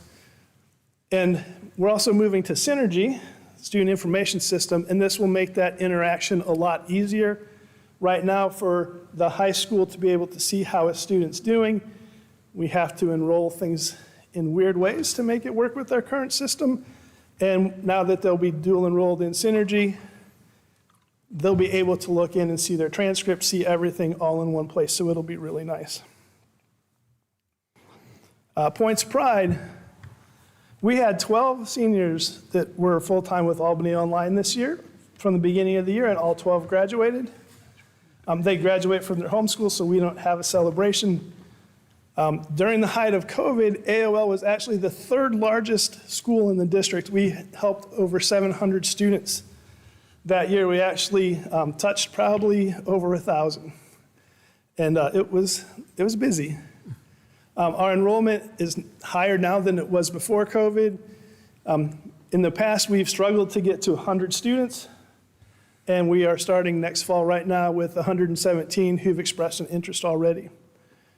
And our elementary students who are with us, when they return to the middle school, they tend to be very successful overall. John, during graduation, we were told that AOL students could walk at a high school, though. Yes, they celebrate with their home schools. Gotcha. All right. Thank you. Some of the students. I thought you said celebrate at home. It was my bad. No, they It's hard to celebrate hear with their me. home schools. Gotcha. Some quotes from our students. Looks better on my screen than it does on that one. I wasn't planning on reading these, but I will because you can't read them. This is my 3rd year at Albany Online, and I absolutely love learning this way and the freedom I have with online schooling and being able to choose what time of day I'm going to knock out my studies. A 6th grader named Landon. I like that I can do school in my PJs and love having class connects. It's not the same as hanging out in real life, but it's still fun. Lily's a 5th grader. Spencer, who's a 10th grader. This is my 8th year in the Albany online program. I came to Miss Cheryl very broken and behind in every subject, and I am happy to say that I ended my 10th grade year with a 4.0 and 6 weeks ahead of summer break. I'm also thankful for my mom because she saw that traditional education was never going to work because of the one-size-fits-all approach may not be suitable for every child, especially somebody like me with autism. That was Spencer. I really like AOL because I can go at my own pace and don't have to worry about hurrying to finish an assignment in a very short amount of time. The pacing guides really help with that because sometimes I fall behind, but always know what I need to do to catch up. I have tics, bad social anxiety, and depression, which makes it really hard to be in a regular classroom. And here there are no students who laugh at me if I don't understand something. That's from Eric, who's a 10th grader. What I like about Albany Online is that I get to work at my own pace. It's nice to be able to take extra breaks when I'm feeling stressed. I also like that I am able to meet with my teacher and have some extra help. And that's Samari, who's a 5th grader. And then I put some quotes from parents and staff. So the parents, we have been happy with all the wonderful AOL staff. This was a big part of our decision to continue with AOL past COVID, and now to enroll our youngest in kindergarten through AOL. This is a parent of a 3rd and a future kindergarten student. The flexibility and help from staff at AOL is the only reason our daughter has been able to complete school this year. Without the ability to start and stop school as needed throughout the day and to work around the endless medical appointments, therapy, and unexpected days off for her mental health, she would have missed countless days of typical in-person school. And that's a parent of a 1st grader. And then Cheryl said, AOL has grown so much over the last 10 years and has immense potential for more growth with support from the buildings. And from Tracy, Albany Online is a great place to work. My students have the flexibility to design a school schedule that best fits their needs and abilities. Being able to meet with my students in person or online for one-to-one or small group help allows me to make huge gains with them that I would not be able to make in a traditional classroom. So there you go. Thank you, John. Any questions? I do. Roger. Thank you for the presentation. So the students participating, as I understand it, are free to participate in the clubs or sports or whatever after-school programs. Do we track how many of them are doing that? There are very few that do that. I don't have those numbers in front of me. I know Cheryl tracks who does that. A lot of our students are done with in-person school when they come, and so a lot of them won't even bother to walk at graduation. It's been a very disconnected place. I go here and I'm really not part of it, but it was always designed as you are a West student or a South student, and you have full rights of those students. We've reinstated that they do registration at their home schools, so they go in, they meet with their counselor there because counseling services are provided through their home school. They get student body cards. They can sign up for clubs, sports. I mean, they're a West student who's taking classes with us or a South student. So do you know if they're getting those experiences outside of your curriculum? What's our role in all of that? Is it none? So it's their choice to be connected with their home school or not. So I know that the elementary, we offer some field trips, and they get the school messages from whatever parent square messages are sent out from the schools our students and parents get from their home schools, but I can't tell you where they connect with the school. Okay. And then the other question I had is, you mentioned that we don't, I took it as advertised as being open. How come? That was an agreement that was made way before I started the program. We've never advertised to bring in students from outside of the district before. It's all word of mouth. So that could be something that changed. That was put, When it was first started 10 years ago, that was one of the agreements that were made, and I don't know the reasoning behind it. So are there other districts advertising that they're open and our kids see that? We have several districts or virtual school districts that compete to get our kids, like Orca. There's I can't remember, there's a charter school district that's also open that we lose kids to all the time. Do we know how much of that activity is happening? Any idea? So there's a 3% limit by law on our enrollment transferring out of district to go to a vast array of charter schools. Every district in Eastern Oregon has an online charter school, and they recruit. You'll see this summer So many. so what you're telling me is we're at that 3% number. We have been we're very close to 3% most of the time. Sometimes we're a little bit under. If we are over, we can then stop them from doing that as long as we have two options. Yeah, during COVID, it was set to 3, which is why we offered the online virtual. We offered AOL, then we also offered the online virtual programs that were synchronous learning that was through the online program because we had to have 3. I am not sure if it's still at 3 or if it went back to the 2 for the requirements. So telling kids and families they can't go somewhere else because we're at a artificially set number, that's kind of hard, but it's also kind of hard to not compete. So any idea why, and could we change that, and should we? I don't know why the fence was built or how much that would be holding back in the district here. I agree with you. It's not a really fun conversation.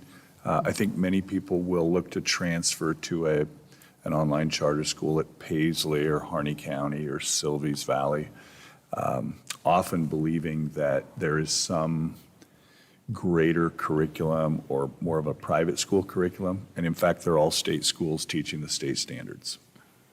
And a lot of them use the same resources as Stride K-12 for their curriculum as well. Thank you. Thank you for the presentation.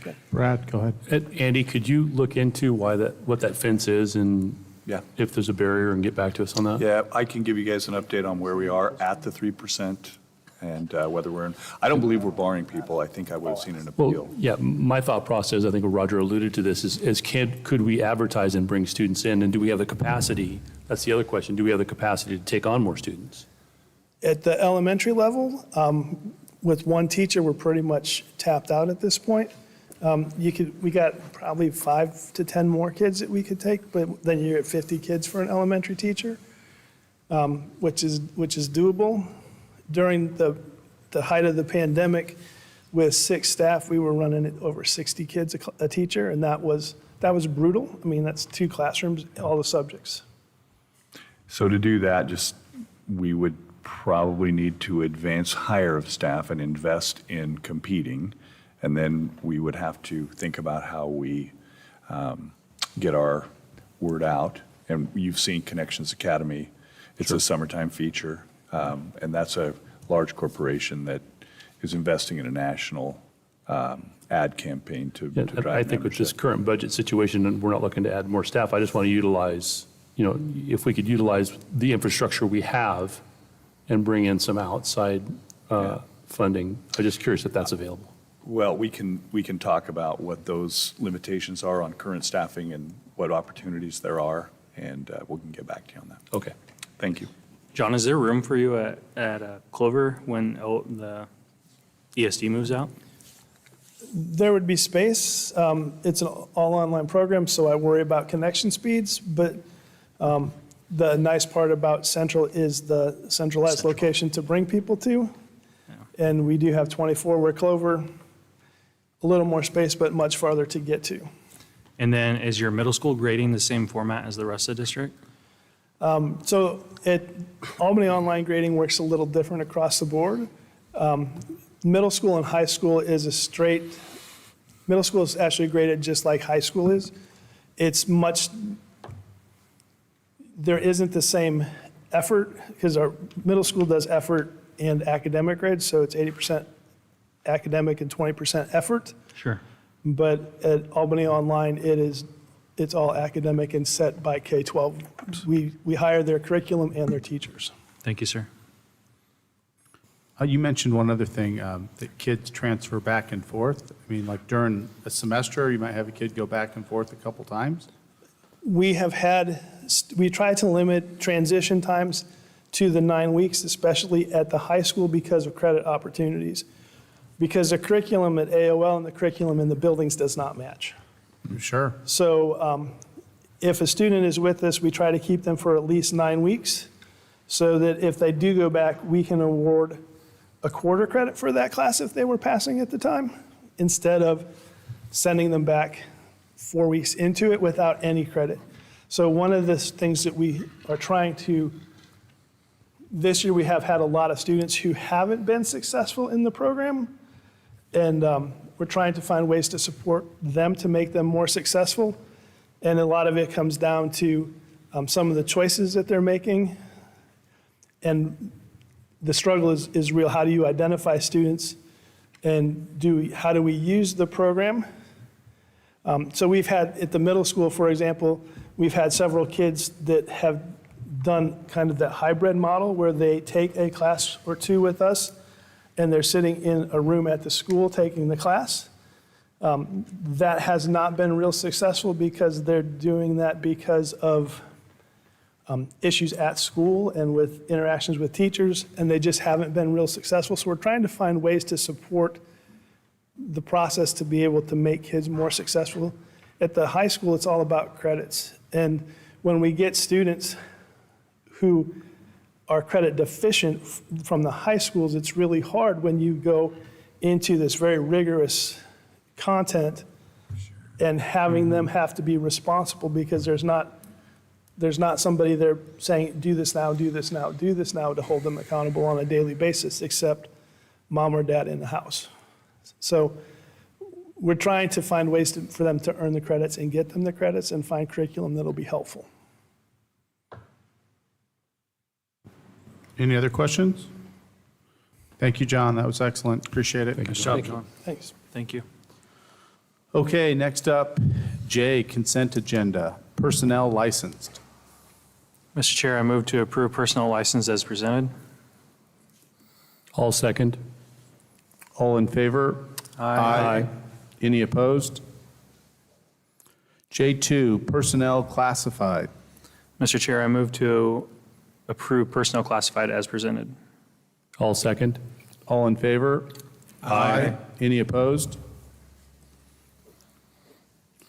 Okay, J3, minutes, regular board meeting, 5/22/23. Mr. Chair, I move to approve minutes from the regular board meeting from May 22nd, 2023 as presented. All second. All in favor? Aye. Any opposed? Next up is K, old business. Go ahead. I don't know if it's old business, it might be new business, but we had a presentation and ask for $131,000 from the Swarm folks. And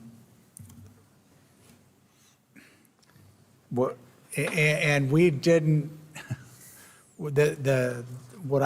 so can I talk about this now, Mr. Chairman? Is this the right time? Roger, you got it. So what I got from their presentation at the Budget Committee, that this was an important and valid program, but I also got not an appropriation of funds in the budget or from the Budget Committee, but a direction to go look for sponsorship.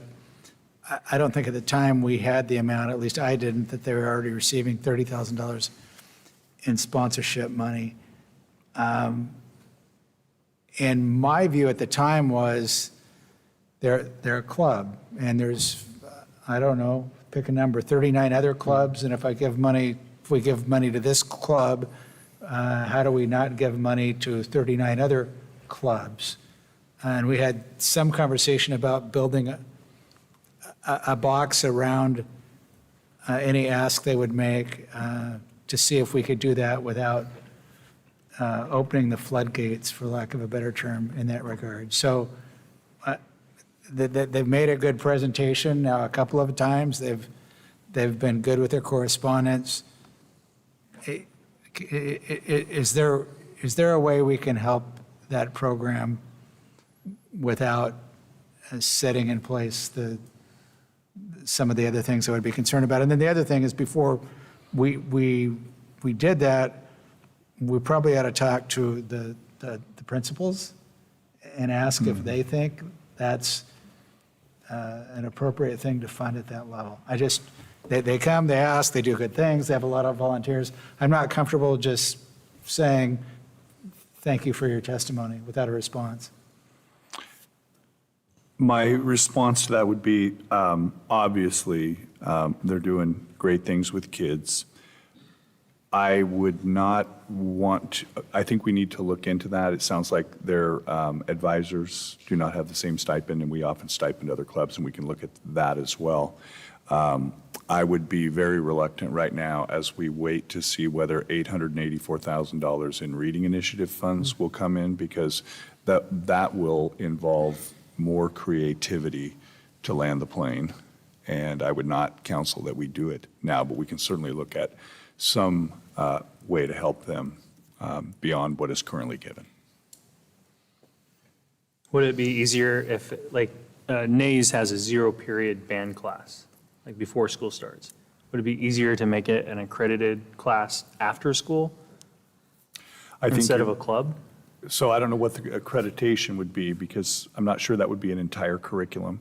And then that would rely then on certification of some person. It probably needs to be a club where you would have either an adult outside with knowledge, or, but to accredit and to teach a club like that's fairly narrow compared to what a student might learn in a science class for a If full it's year. a club, can you allocate Measure 98 money?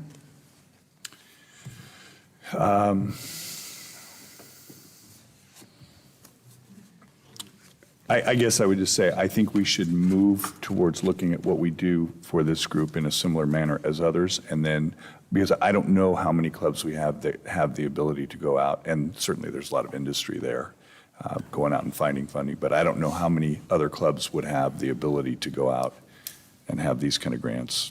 They're a very resilient group. Almost Yeah, 4 years it's ago, they awesome. came in my office looking for a vacant warehouse that somebody would Yeah. donate for they could do their robotics. So they've been trying for a while. But I would just ask that we look at this as we get a little more information from the legislature. Thank you.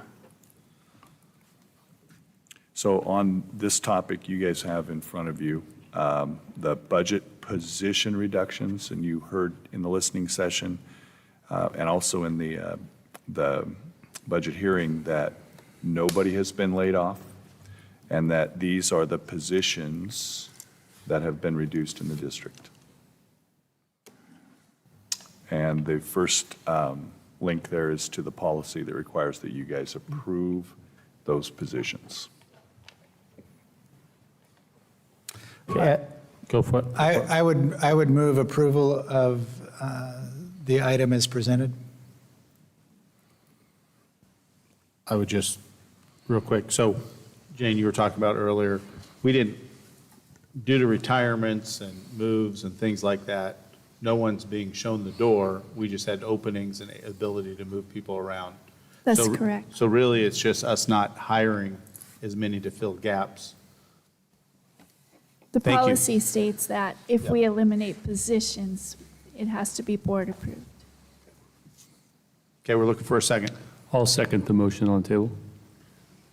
All in favor? You should discuss this. I Okay. think there might be. Any discussion items? So for me, you never like to eliminate positions because there's so much to do.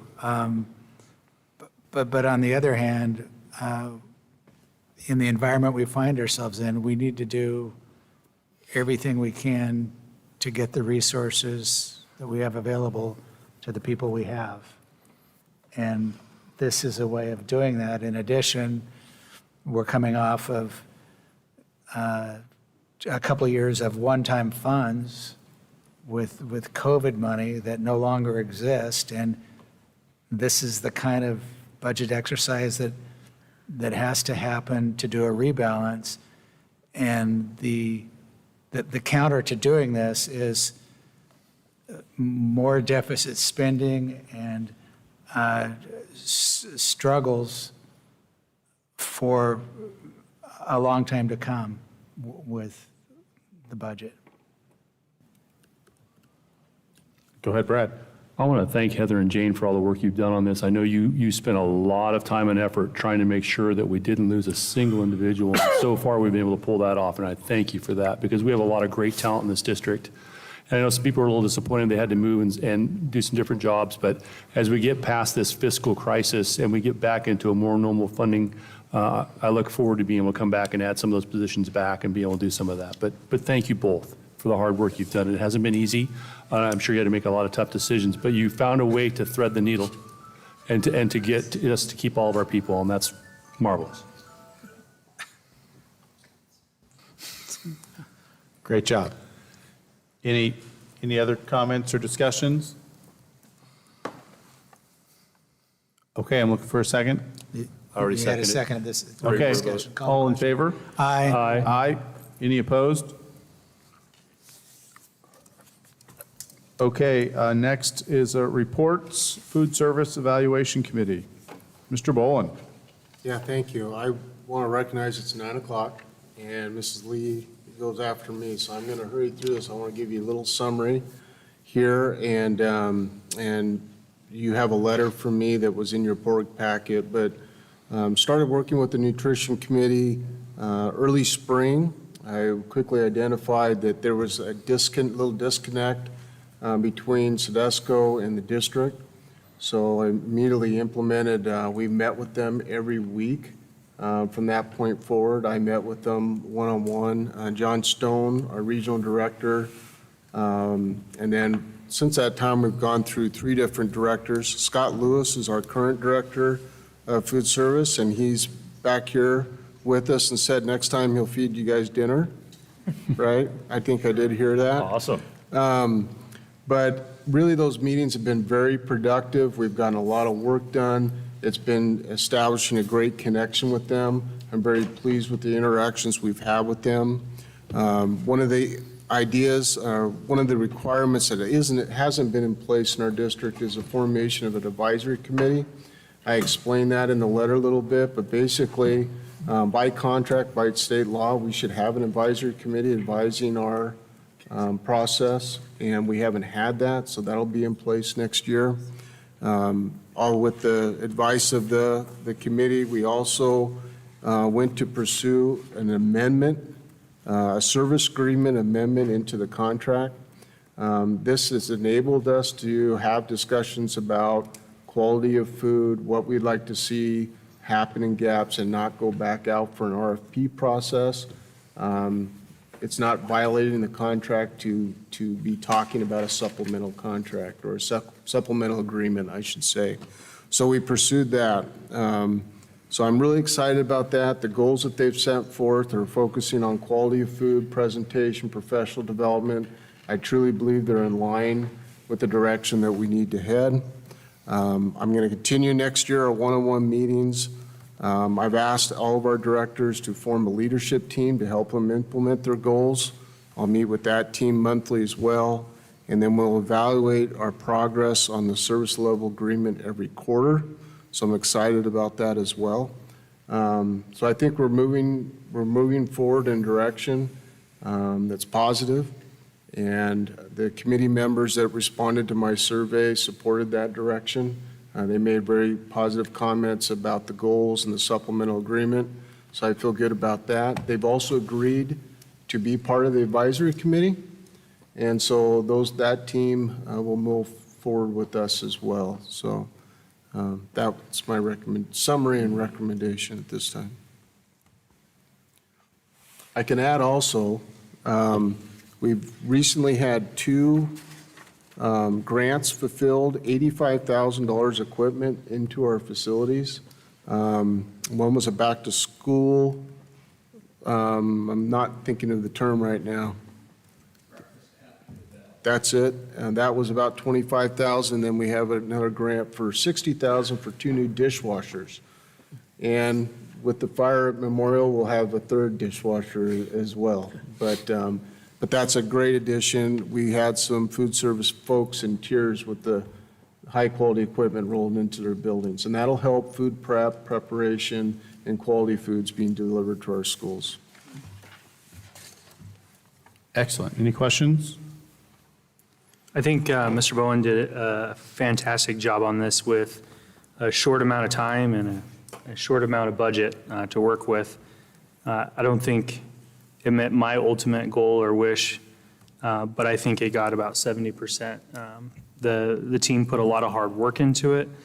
I worry about kiddos eating. So 90% of our schools are free and reduced lunch, but only 50% of students participate in free and reduced lunch. So these are children that qualify for lunch or breakfast, and they don't participate. I think quality concerns are going to be addressed in this next coming year. I would caution the board moving forward right now, and Mr. Bowman can correct me because you do have a little bit of a new deal with them, but we were at $1.85 per meal. You can imagine what you could walk into Winco and buy for $1.85 for a lunch. So I really appreciate the district's work and the team's work on this, and hopefully we'll see things becoming more bright in the future. Thank you, Mr. Chair. Okay. Next up, M1, surplus South Shore modulars. Again, it's Mr. Bowen. Again, in brief, these modulars were scheduled for demolition as part of the contract with HMK and the project at South Shore.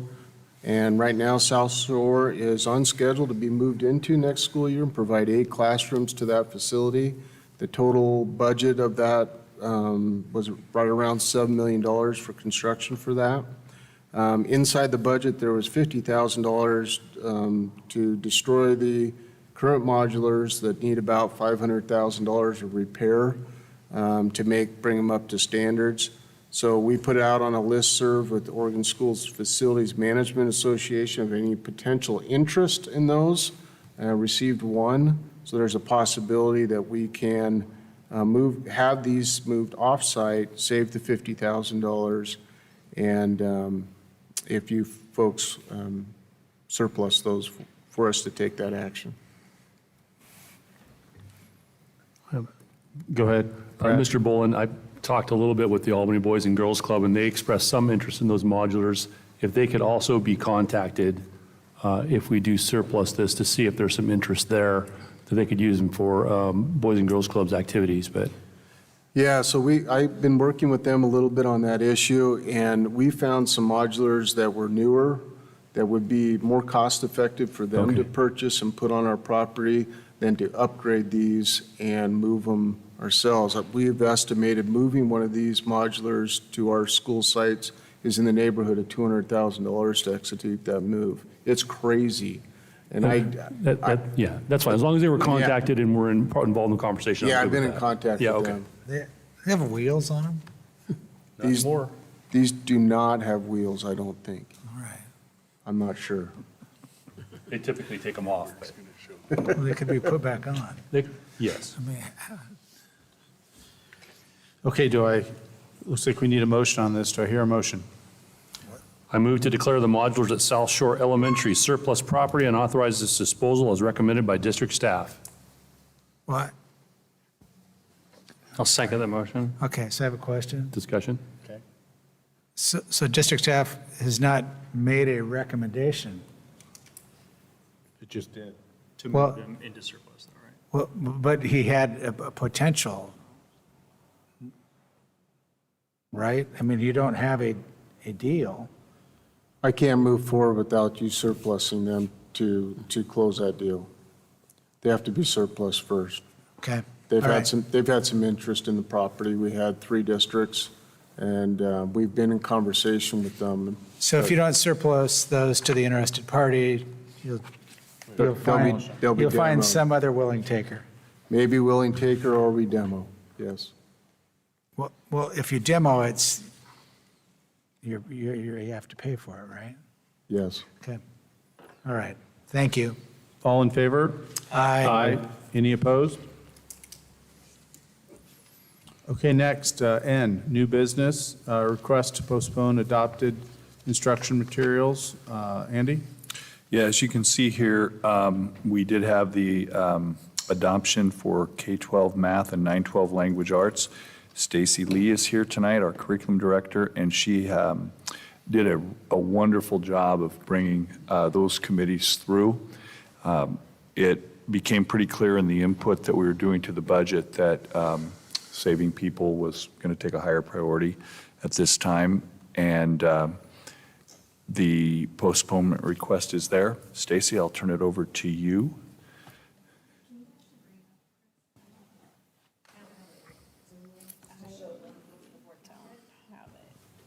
Or you could send me the Zoom link and I can do it. They can see it. Do you want to just look at my computer? I can look at it, I just thought it might be helpful to Okay. have it up too. Did you want to send me the Zoom link or do you want me to?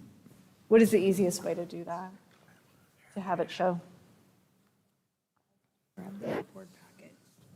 Okay. Can you share?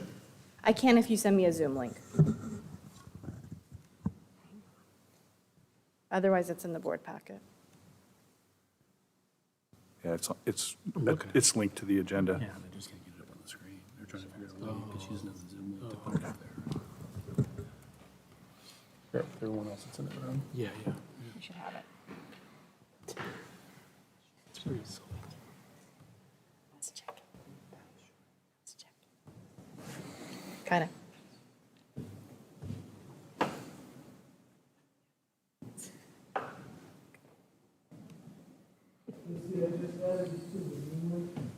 I saw the Zoom link, yes.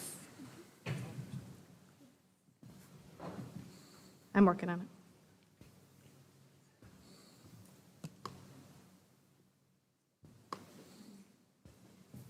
That's what the form used to look like. It's digital. So we just wanted to show. Okay. Last time we did it, I made it there. Because I'm going Got everything. Can you see that? Okay, actually, that's the wrong one. Okay. See if I can zoom a little bit.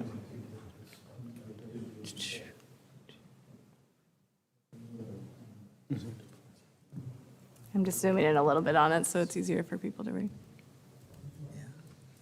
Okay.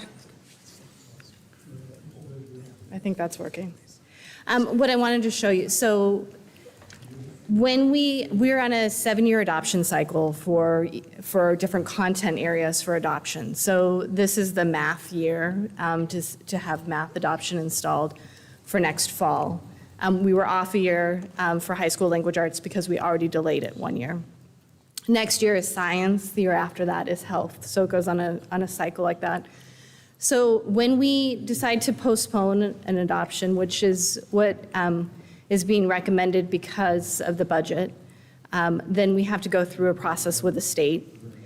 What we do for the state is we say we are postponing it for 1 year or for 2 years. And so for math, we can do up to 2 years. For language arts, we've already done 1 year, so we would be asking for a second year. We have to give the reason for the postponement, the installation date, so that's the 1 year out or 2 years out. And then we have to give assurance that this postponement, this is the exact language from it, assurance that this postponement causing out-of-cycle purchase will not delay future purchases in other subject areas. And so we'll have to show that this is not impacting science adoption for next year. I have to say this is difficult to do because maybe Jane can ask for can explain better than I can, but the current budget, my understanding is that it does not include adoption for math or science because we're doing a 2-year adoption. And so we would have to find money next year for science, and we would be signing that assurance. It's actually an online form now. Last year, I had to get a physical signature from Andy. It wasn't Andy, it was from the superintendent, sorry. This year I was just filling out an online form. The online form does require that we show when this was presented to the board and approved by the board. And so that's why I'm here tonight. In making that decision, I also just wanted to share this information with you, and this is what's in the board packet. So what I did was look at what are the costs, and actually I am gonna have to get down a little bit smaller to make it fit. for delaying. So the current, for math, it is a 7-year adoption because it's the regular cycle. And so no delay this year. We've been able to negotiate with Curriculum Associates for a 3-year payment plan. Curriculum Associates only has 7-year plans and 1-year plans. There's no price break for 6 or 5 years. And so no delay is spreading out those payments over 3 years, plus their professional development. Their professional development is expensive, but it includes all of they have really robust online tools, if you remember, including their screeners and assessments. We do plan to purchase their screeners regardless because our current screeners are being phased out mostly because of the reading part of it. But there's no point in buying a different if we already know that we want this assessment, so picking a different screener and learning another one while we wait to figure out when we're going to buy the math doesn't seem very logical to me. So with no delay, our cost over the total for 7 years is 1.8 million, a little more than 1.863 million, right? 1-year delay, we would purchase just the screeners. We have to purchase professional development for those screeners. So still cost us about $85,000. And then we would be paying the 1-year price each year plus professional development that second year. So the 1-year delay will cost $2.1 million to buy this next year instead of this year. A 2-year delay is $1.984 million. We would have the screener both years. We would have, at that point, need to renew our online access to our current curriculum investigations.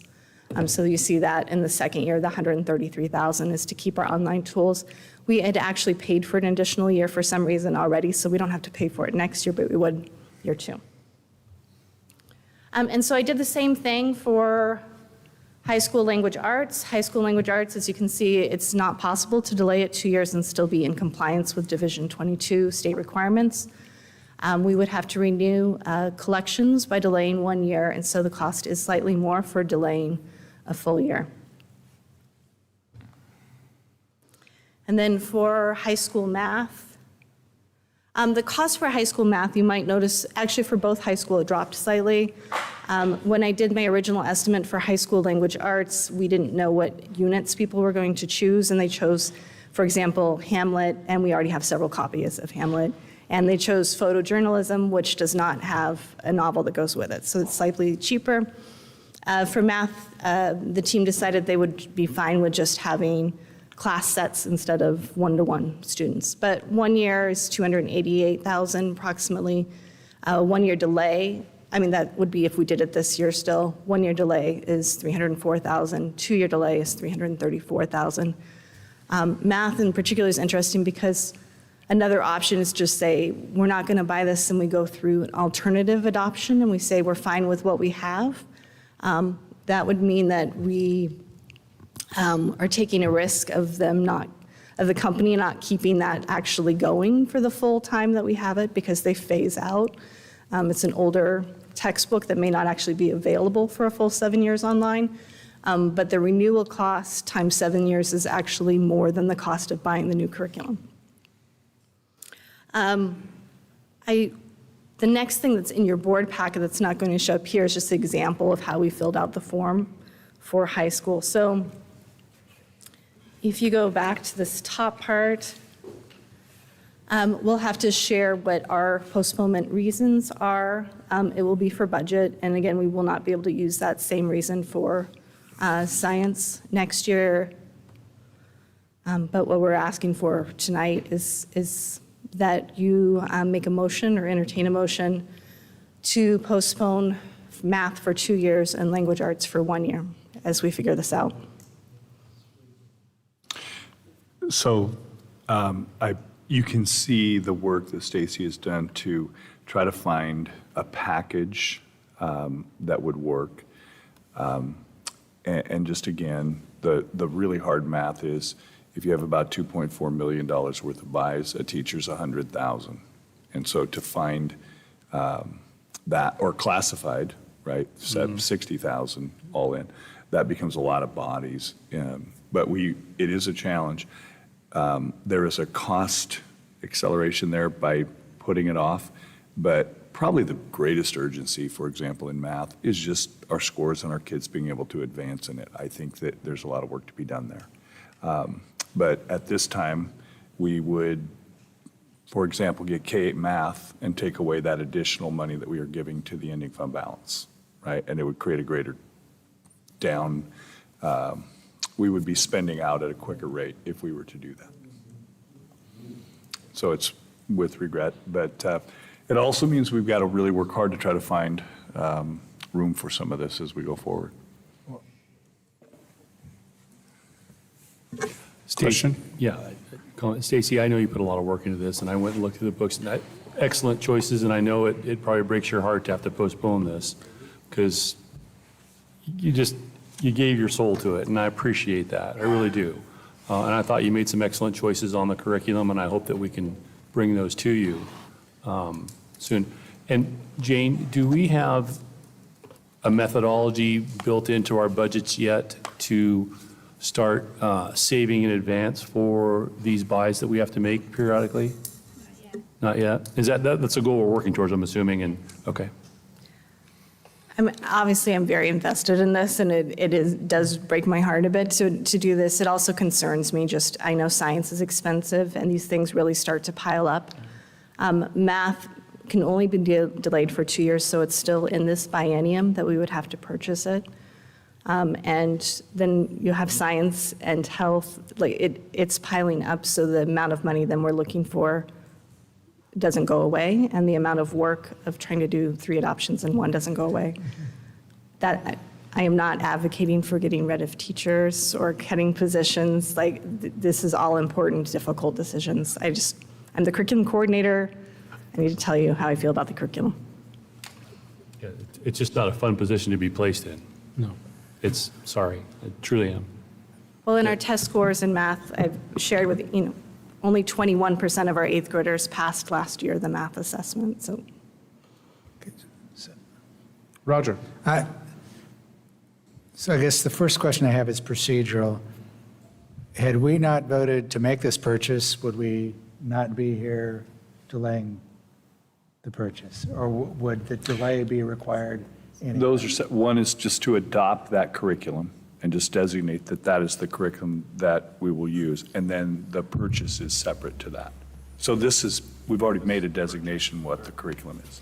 The state requires us to stay on schedule and to fill out this form and have board approval to delay, and the delay by state requirement cannot be more than 2 years.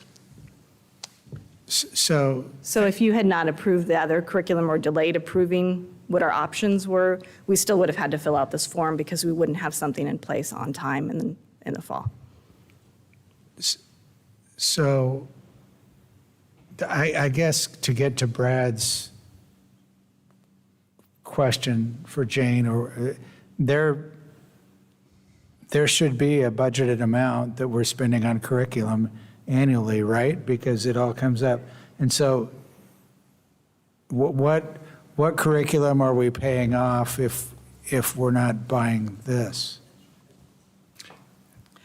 In the budget, there is about 800,000, but that is just our annual maintenance for curriculum. So those would be workbooks of previously adopted curriculum, software, those sort of things. One of my goals long-term is that we will have a budget 25, 26 after this next biennium that includes computers and ongoing curriculum costs for adoption. And then obviously, if we can beg, borrow, or steal in this coming year, find some efficiencies, we can jump off into, and we really haven't established the first priority of what we would do. But I mean, it's very difficult to look at our student data and not see K-8 math as a priority. Well,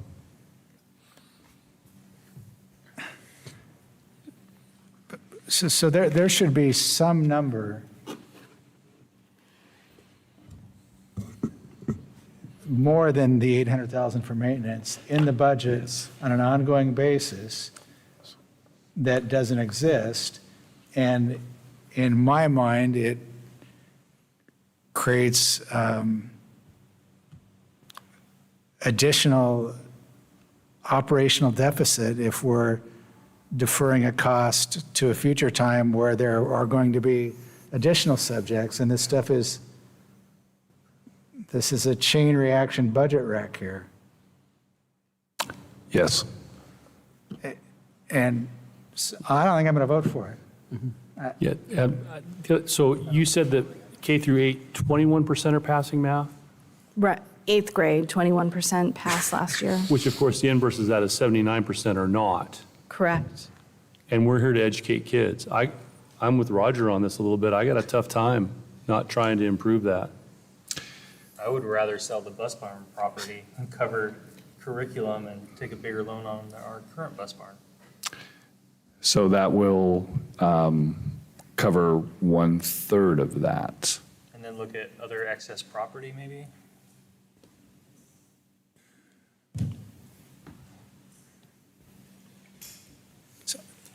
I have another question. And so you guys studied this for how long before you came up with the recommendation? We started in October or November, depending on which committee, and met, 11 times some of the committees.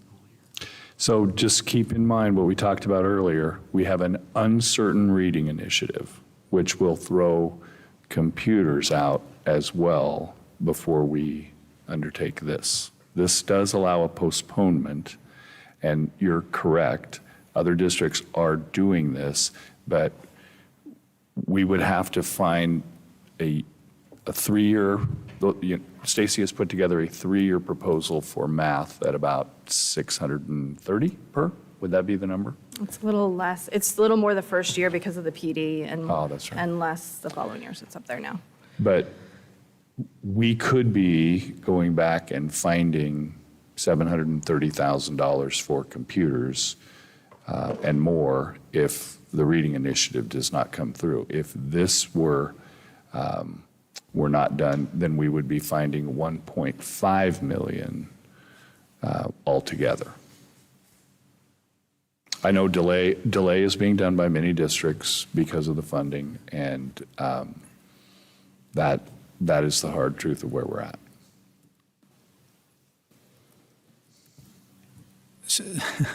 So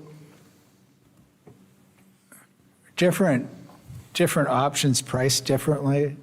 Did we make the choice we made absent consideration of cost? Yes. The costs are not significantly different. For math, K-8 math is probably the biggest difference. When we looked at earlier in the year, we just did very rough estimates of several different options. And so when I was first working with Superintendent Gardner and Director Noffinger, we had several choices of what the prices were. What we chose for K-8 math is more expensive because it includes other things that we would have to buy separately normally, like the screener assessments, that actually give us huge capabilities. We didn't want the teachers picking based on price. We wanted to know what did they need in their classrooms and that to be driving it. The deal that we've been able to work out with Curriculum Associates has actually made those prices much closer than we originally estimated. They've actually comped huge amounts of what I didn't know that they were going to comp originally. So I would have to go back and try to reverse engineer to see what the price difference is, but it's not very big. I know even our original rough estimates for high school math and high school language arts, they were all very similarly priced. Curriculum's expensive. So then the other thing I want to make sure of is we hear from teachers, for lack of a better term, we're just asking them to do a lot of extra stuff. Would that be a fair way to describe that, with what they've got going on in the classroom and then all of the stuff that goes with that? And we're doing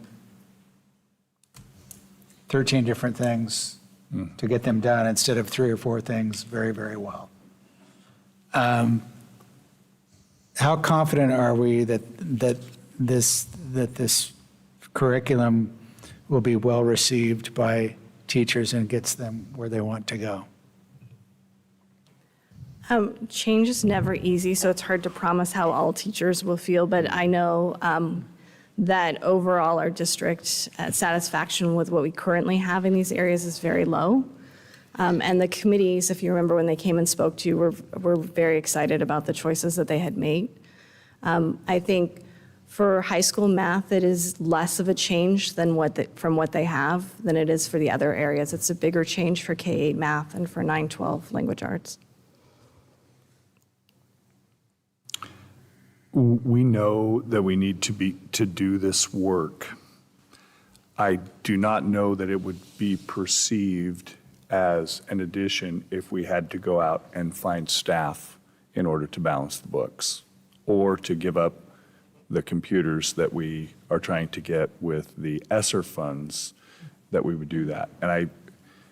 So how would we, and Roger, you yourself have declared a concern about deficit spending. So I think there's a pretty tight spot here, and a year delay trying to find it, we would then have a sale if we wanted to use those funds. But I think to not approve a postponement here is going to immediately create particularly an acute crisis if the reading money does not come through. It's going to be a $1.5 million crisis. And I'd rather solve 700 than 1.5. So I'm voting yes, sir. I'm creating a crisis. Well, I mean, we spent a lot of time working on that, and we did get input from people about that. And Stacy has done a great job, right? And so, much like everything else in our budget, it doesn't solve easily in a year. This has not, costs have not been carried in our general fund for quite some time. And this is not the first time this has been a problem. This is multiple superintendents back where we find out that, hey, we got a $500,000 curriculum bill to pay tomorrow. So is there non-general fund ways to fund this? Does the legislature once in a while allot one-time money for curriculum, or there grants, or there is? So Roger, I can tell you the way that we did it at North Centennial. We didn't have a plan or funds either, but over time we worked with SIA, we worked with the grants we had, and we built a reserve so that we had a long-range plan rolling over for curriculum, and that would be the goal. But it takes time.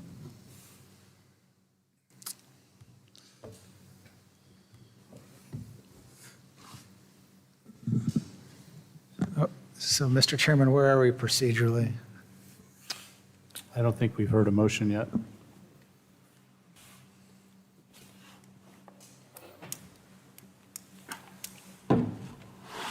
This is not an ideal situation by any stretch of the imagination. I think we need to support the superintendent. I don't like it. I don't like having to make this decision. I don't like the fact that our K through 8 students, or the 8th graders, only 21% of them are math proficient, 79% are not. That's not good. And putting this off feels like we're letting them down. However, we've got a situation that we need to address financially, and we need to buy some time. And I truly don't like it. But I don't see that I have any choice but to try to recommend that. So I'm going to go ahead and move to approve request to postpone adopted instructional materials as presented. I'll second the motion.